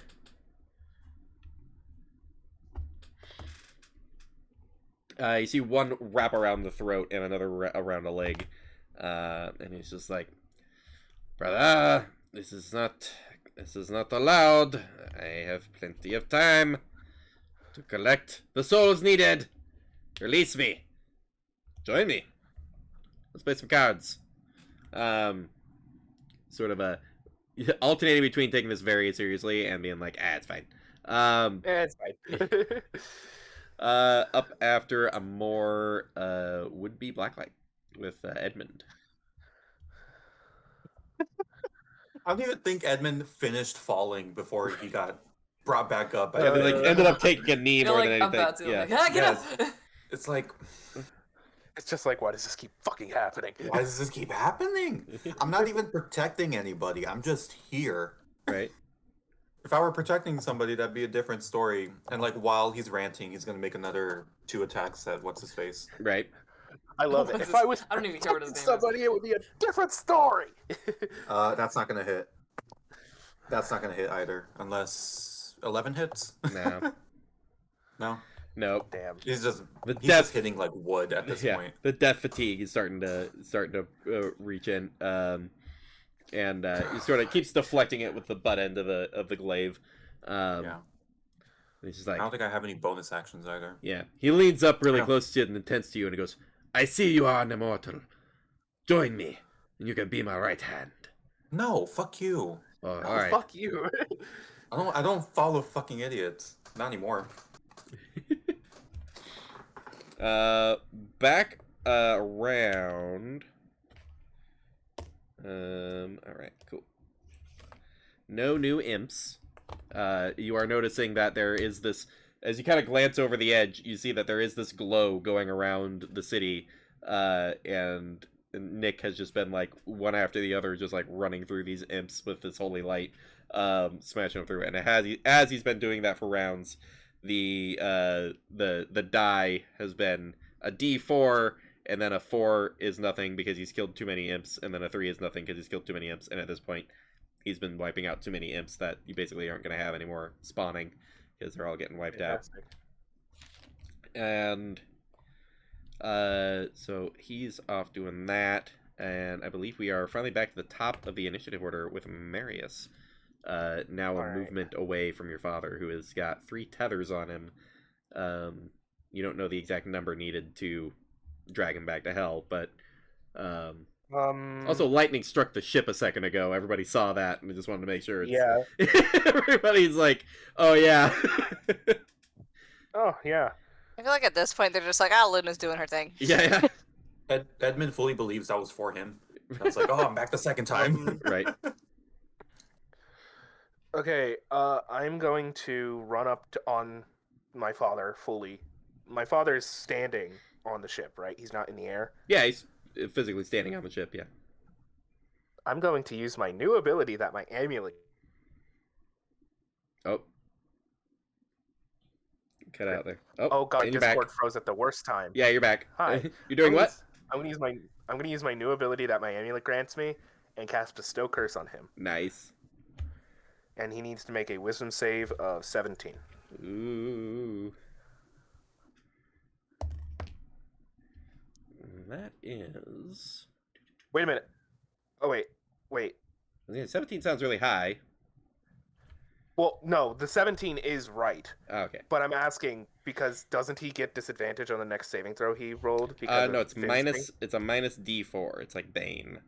Ah, I see. Yes. So minus 3.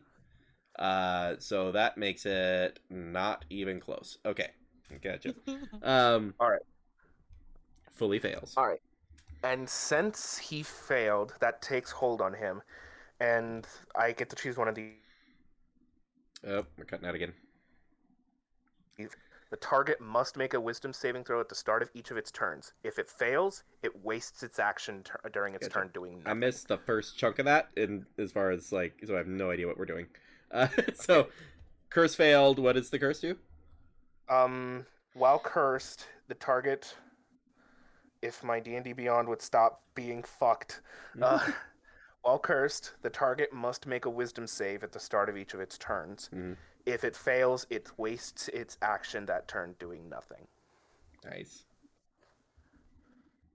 I can also copy and paste and send it to you if you want. No, I could look it up if I needed, but the explainer was good. Fully cursed, you get this thing where you activate this amulet and you feel light come from that orb behind you and drift up and swirl in with the amulet and then lash out at your father and take hold, and you feel that curse fully apply. I believe it's concentration, so I think Hex drops. Yeah, it is a concentration, so I do lose Hex. But I feel like that's a bit of a better effect. It is a better curse than Hex, for sure. And unless I have anything bonus action related, no. The only thing bonus action related I could do was Great Weapon Master, but I didn't hit anyone. Yeah. So did curse? I'm pretty sure that's my turn. Right. Real quick, the math on the 17 DC, not that it matters, you got like a 12 after the penalties and stuff. But so the math, so 8 plus proficiency is 12, right? 8 plus proficiency is 11, I think, at this level, is right? 11. Yeah. Plus my intelligence, I'm pretty sure. Right. And which is a +4. Okay, yeah, because you got the your is very high for a fighter. But yes. Yeah. Oh, and the amulet also gives a +2 because it's innate. Yeah, and the +2. I was wondering where that extra +2 came from because that's only a 15. We are all good. All right. Curse, awesome. Possibly just removing his last couple of actions he was gonna get to do. Then we are going over to his turn, which he has to make that wisdom save. I'll have time to feel guilty later. That is a nat 1. It's not getting that action. Go. Unable to shed any of the tethers either. Comes over. I think we'll want to start with Luna. Luna, you have a kind of a last ditch effort here to try to do something. Can I see if me breaking this glass will like affect the egg in any way since I didn't fully break it? Sure. I don't know if it would do anything, or like kind of see like what the situation is here with like all the arcana. I gotcha. You could give me just like a perception check on if it seems like breaking this glass is going to do something horrible or not. That is a 21. 21. You think you actually have a good chance if you just kick the arrow. You can smash off a side of the glass and not have to worry about it affecting the egg at all. Okay. Yeah. Then I'm gonna do that. Nice. Give me an either an athletics check or just an unarmed strike.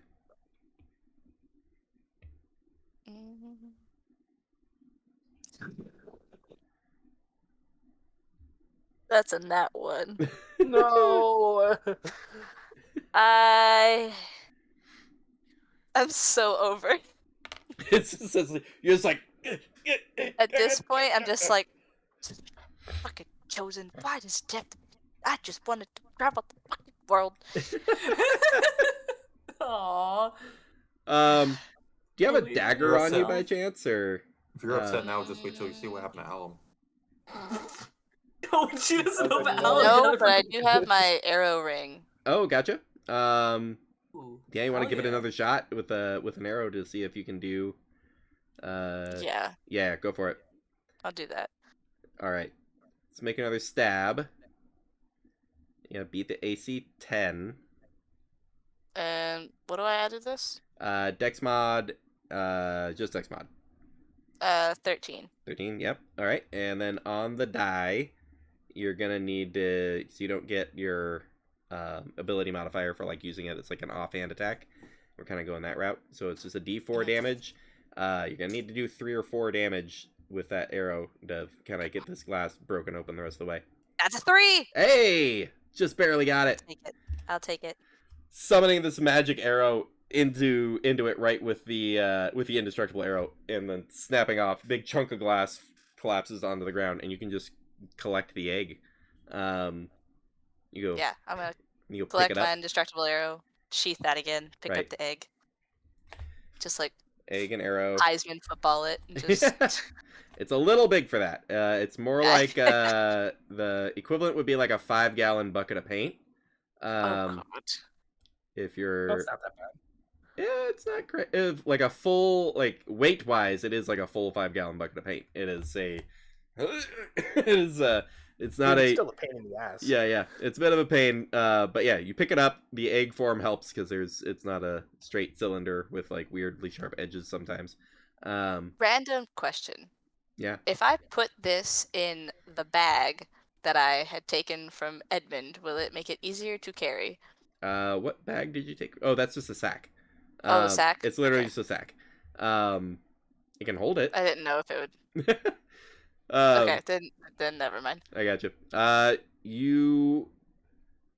I would say, if you want to give me an acrobatics check, you could climb up through the hole, the lightning bore through the ship, and get to the deck, or if you could just start moving to just get up there by walking. I'm gonna do an acrobatics check. All right. That is a 16. Okay. And that one would have had really funny consequences, but another bad roll. I chose a different dice. Yep. Man, you would have yoked that all up.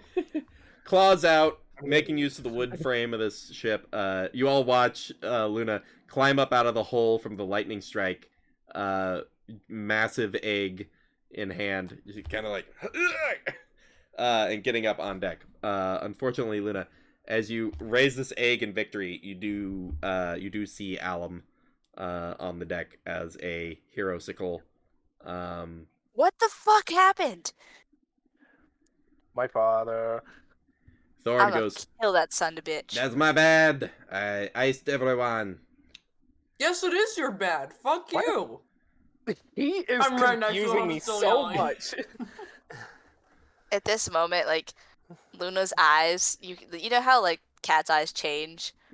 Just immediate eye change and just a look of pure, like, hatred is, like, just coursing through her body. And she's like, alright, this motherfucker's going to die at my hands. Don't care. And then that's the end of my turn. Nice. You're gonna have to beat everyone else to him first. everybody's right. trying right to kill him at this point, yeah. Yes. Alright, that was Yorgo.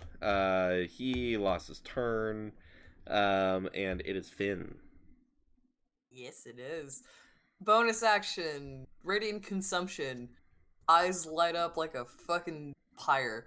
I'm gonna hit him with my mace. Nice. I just want to hit this guy. I know it's not the technically good decision, but I'm gonna say you can get in position for advantage with flanking and stuff. Hell yeah, I'll do that. Yeah, cool. So this is 2d20. Okay, 17? 17. 17's a hit. Excellent. Okay, that's gonna be... Okay, I have to remember everything I add to this because I have, Got a lot. Radiant consumption, and I think, do I also get a I think I get a bonus because it's a, like, artifact thing. It's +2, so... Just +2, okay. You get Okay, that's damage. already pre-added. Okay, so just... Hold on. Let me check what I add with my radiant consumption before I start rolling. Radiant consumption... 3 radiant damage, it says. Okay, cool. So right. This plus 1d6 plus 5 plus 3, so 1d6 plus 8, basically. Mm-hmm. Oh, that is not the right dice. Hey, okay. 4 plus 5, 9 plus 3, 12. Okay, so 9 bludgeoning damage and then 3 radiant damage. Gotcha. So 12. Yep. So 12 total. Gotcha. Yeah, starting to look pretty messed up. It's been like whack, whack, whack, It whack, better whack, be. whack, God. just blood's Fuck just this like guy. pouring out of his mouth. It's like, Well, we got his blood now. so you don't want to be in the crew. You're quite capable. Wait, is that my engine? Like, putting over at Brenna. You ever... Amor lashes out again with the fire, lands a fourth. As the fourth one latches on around the torso, you see a bead of fire trail along to connect all of them, and it becomes more of like a net that's completely around his body. And Amor like wraps around his arm, pulls it tight, and goes, "All right. It's about time you'll see how we treat devils that don't hold up their contracts back in hell." Starts getting pulled. You can see he's actually being like physically pulled into this portal as Amor just like backs up into it. He gets pulled 10 feet towards the portal, and is trying to look for things to grab onto and ways to not get dragged back into hell. The force movement doesn't provoke any attacks of opportunity, but it is now Edmund's turn. So is anything happening to the ship now that its main engine has been stolen? It hasn't entered full free fall, but it's been aimed down for a bit, for a few turns now. Okay. It's been going down like 15-20 feet every turn. Where are we in like relation to the city? Are we above it now? Are we on the edge of it? Because you had turned like to exit, your give me a perception check to kind of evaluate about where you're at. Absolutely. 22. 22. You know that you're probably another turn or two of forward travel from being out over the city, as in like you're beyond the wall of where the city's at. So it's on a crash course for out in the desert. Is there... Can I look at the dashboard and see if there's like any switch for landing gear clearly labeled? Yeah, give me an investigation check. I mean, sure. Normally I am imagining this whenever descending goes into water. So hey, sand is basically dry water. I'm gonna I think that's how that works. Edmund says that out loud. It's like basically dry water. Never been to the beach, have you? 11. Oh God. 11. You're not really able to discern exactly what's going on. You could, if you want to spend your actual action trying to like experiment with levers and stuff, you can do that. But that would actually burn your Edmund action. is done pulling levers. Right. Can I just fucking kick a thorn in the face again? Yeah, for sure. If I kill him, it's just gonna send him like back to hell, right? Well, I don't think Edmund would know that. It's kind of true of all demons. Had the same conclusion that would happen to Kent. If you like killed him, that he would go back to the Feywild. We've already told you that wouldn't happen because of how he was expelled. Well, I'm just thinking, because if I kill him, if I somehow manage to kill him now, I don't want him to like be running around in hell again. I got you. Without Amor like grabbing him. Okay. So you're gonna just shove him, or are you gonna like get? Oh yeah, no, I'll help Amor. Like I'll try to like pull him closer to Amor. Yeah, like, give me an athletics check. Absolutely. Not that great. Athletics. 9. 9. You beat his, so you push him 5 feet. Sweet. I would say that's basically like an attack. So if you wanted to rush up and do another one, you could. Sure.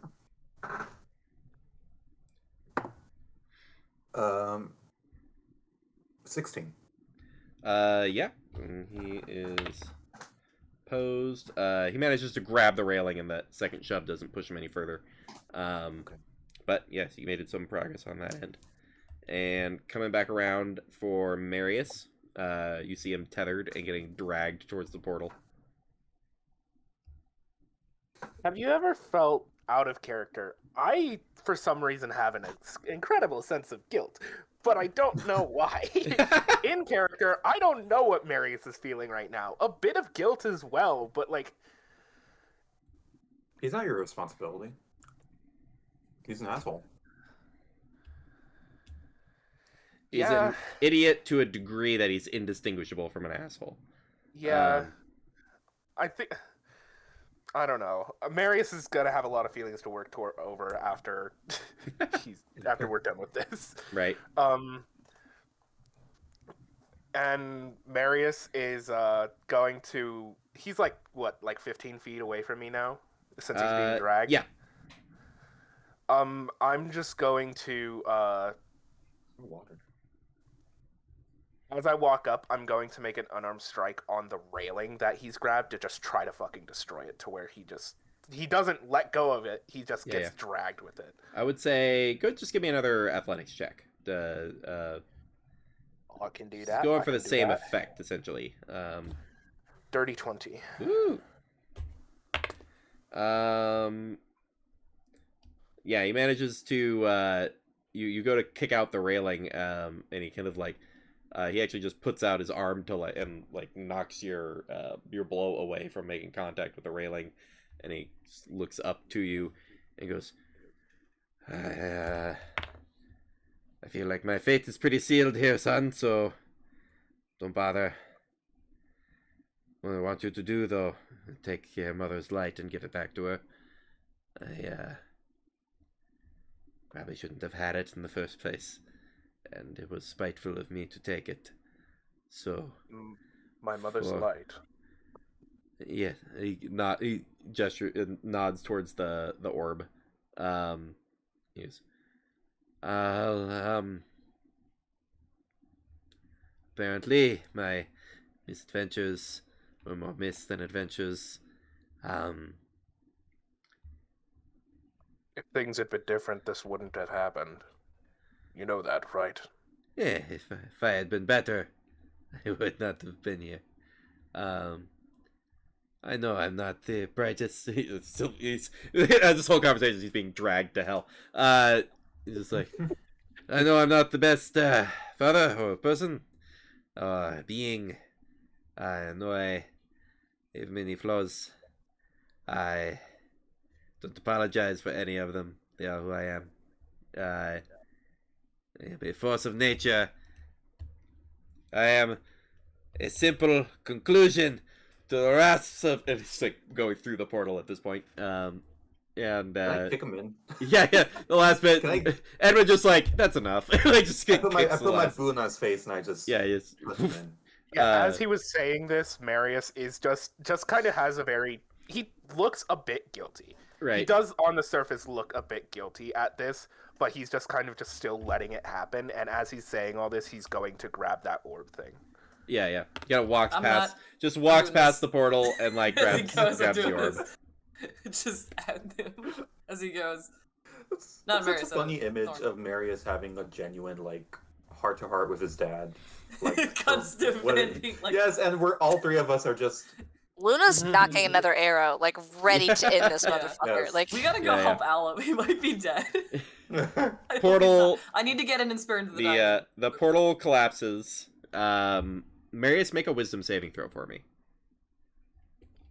You collapse too.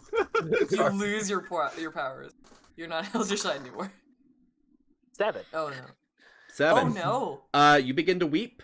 Not even about this, but you feel like you just feel a wash of raw empathy and like consideration just wash over you in a way that's deeply unnatural and sudden. And I would say you just like you're just holding this orb and you're just crying about not even this, just nothing. It's hard to piece together what it even is. Devils, man. Devils in theory. Wait, did this start happening whenever I grabbed the orb? Yeah, the moment you grab the orb. Yeah. What is this Inside Out bullshit? Was this her empathy the whole time? Damn. No, that would make a lot of fucking sense. Are we still in initiative out of curiosity? Vaguely, not really. Okay. Portal's gone, Big Bad's gone. There's an angel and a sort of angelic sprite running around smiting all the remaining like little devils. Is it more back in hell? He's no longer with us. Been dragged to the portal. He's no longer with us. Yeah. God, I wish. Man, that'd be great. He's just dead. Luna, you are holding this egg, and I would like you to give me one more Arcana check. Can I walk over and give guidance? Yeah, you can walk over. Basically, you're basically getting in like, well, that's resolved. Something's going on over there. Let me see what Luna's doing and give some guidance. What's with this egg? It doesn't fucking matter because that's a nat 1. No! Oh my god. They don't want you to know what this egg is. You watch Luna... I just threw my dice. Yeah. You know what? Valid. You watch Luna just drop like crisscross applesauce, like holding this giant egg and looking at it and just trying to figure it out. And is verbalizing like, okay, glass cylinder, spike from the ceiling, screams and thunder, and it's just like repeating the facts that she's observed and is getting nowhere. Just no progress being made on what Luna, is happening here. Can anybody help me with this? I know Arcana. I'm proficient in Arcana. You want to make an Arcana check? Go for it. Sure. I'll try. Can I guidance myself? Is that okay? You've already guidance somebody this turn, so... Okay, no problem. I rolled... Oh, wait, no, actually, that's not bad. Can't do math. 15. You visualize the scenario that Luna's talking about, and you're like, well, the only logical thing that Spike would do is break the egg. And so you have the thought of, like, well, just crack the egg. Luna, what if you just cracked open the egg? Is that allowed? It's your charge. You're Well, no. supposed to do So it. Luna's thought process is, if you crack a chicken egg before it hatches on its own, that's just food. So, like, is that supposed to be a thing? Okay, yeah, sure. This doesn't I look guess like a chicken egg to me. To be fair. No, this is, if it is, that's the biggest fucking chicken to exist. But it's a basilisk roll initiative. Yeah, I'll crack the I'll try to crack the egg open. Nice. Give me a You kill the avatar. No. There's a new avatar being born right now. Yeah. Water tribe. He's sucking ice somewhere. Water tribe. Water tribe.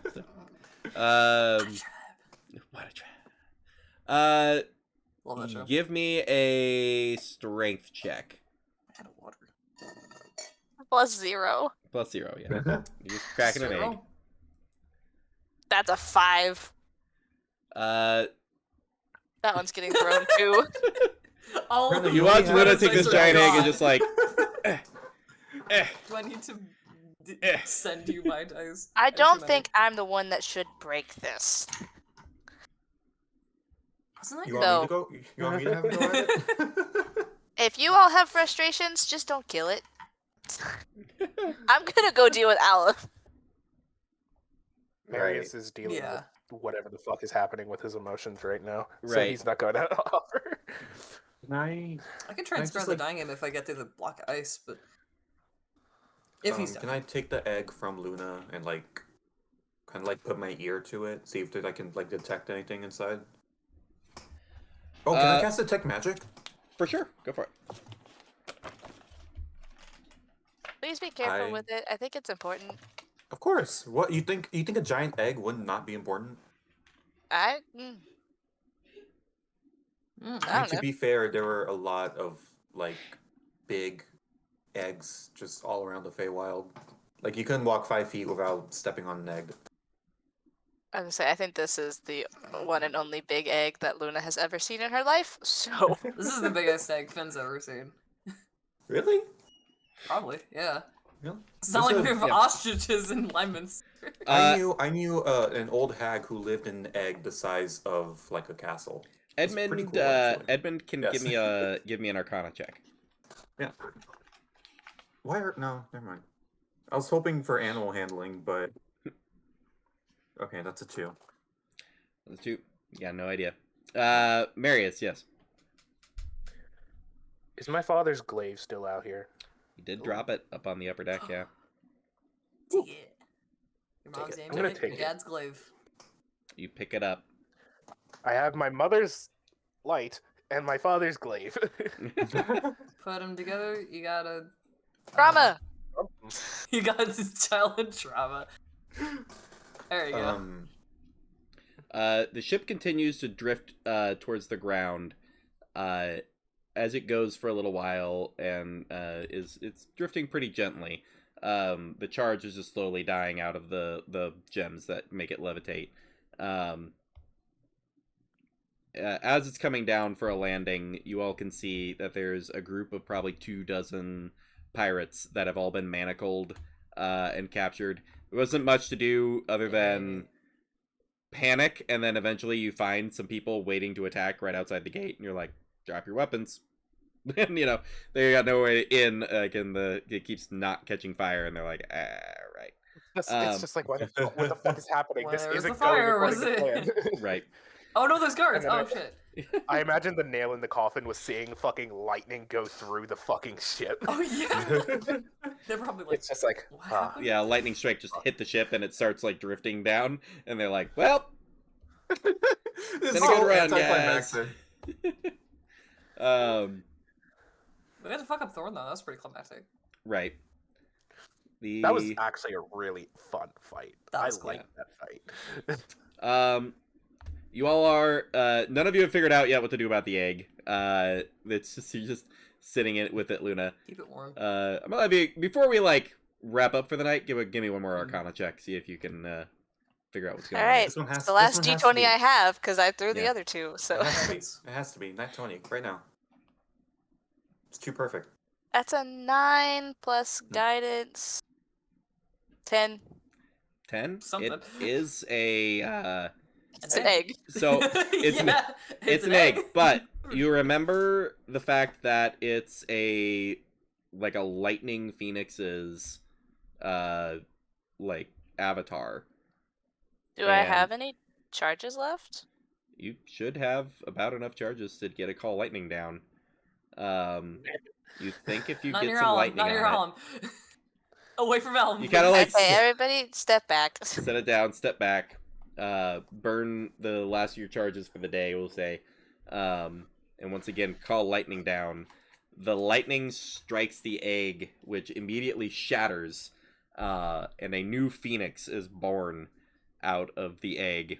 You can all Google image search Arclight Phoenix, and you'll see what we're talking about. But this red and purple and blue lightning phoenix just emerges up out of it. You get a just sort of not telekinesis, but just like an emotional connection for Luna as it like registers your presence and then streaks off into the distance like a bolt of lightning. It's sick. It's sick, yeah. I have the mini over here. I'll grab it when we after we break off. So there's that happening. Marius and Finn, with this group that has rounded everybody up, the guards also approach the ship as it lands. See all of you disembarking. Your mother charging forward with a familiar to Finn, a familiar scowl and anger, and disappointment, and just all the like negative parenting emotions about the harm and horrors being wrought onto her city and all of these innocent people, all of that judgment. But Marius, you are holding her light. I am. I don't know what that means, but I am. Any thoughts of what to do with it, or as she approaches, Marius is just is he still weeping, or has he stopped crying at this point? I would say he's gotten kind of control of it, but that it's like there's that emotional note is still like in the background as long as you're holding it. That's interesting. Is there any check I can make on this to try to see if I could figure out what it is? Be probably religion or arcana. Which one am I better at? Okay, both are a +4. I'll make an arcana check. That is a 22. 22. You just sort of instinctually, just like she's walking up, with just a negative reaction, and you just sort of like take the orb and you just like throw it at her. It's sort of like just like... Marius. Marius just looks up at his mother, and he's just like, hey, think fast. Fuck off with all that fucking bullshit. We saved your fucking town, and he's just gonna fucking toss that at her. And there's that anger in there, but then you also, with a 22, you realize as you're throwing it at her that it is her light. Any positivity she had was wrapped up in an orb. Oh my God, with a 22, you realize to light this devil's ship from hell that is meant as a, granted, kind of a joke amongst devils, the head of the Navy, but still like a position of authority devil, their ship, and there being a child on there that's going to be continued to raised. It's like the only source of positivity and light was left for you, as you kind of realize. And although she's a real piece of shit without it, you chuck this orb at her. As it hits, the light practically blinds everyone, blasts her outfit like a huge gust of wind. The horns disintegrate. Her whole complexion shifts slightly. Her hair goes golden and curls down to a figure Marius recognizes more so.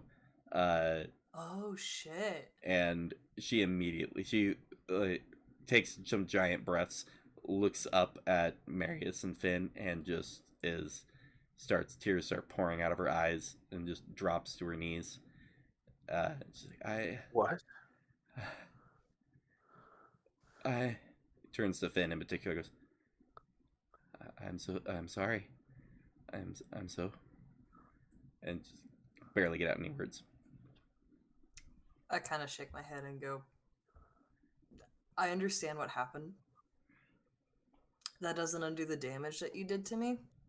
And we're going to have to talk a lot about that. But maybe now is not the time. But it's going to take me some time and a lot of work between you and me to forgive you. You understand that, I think.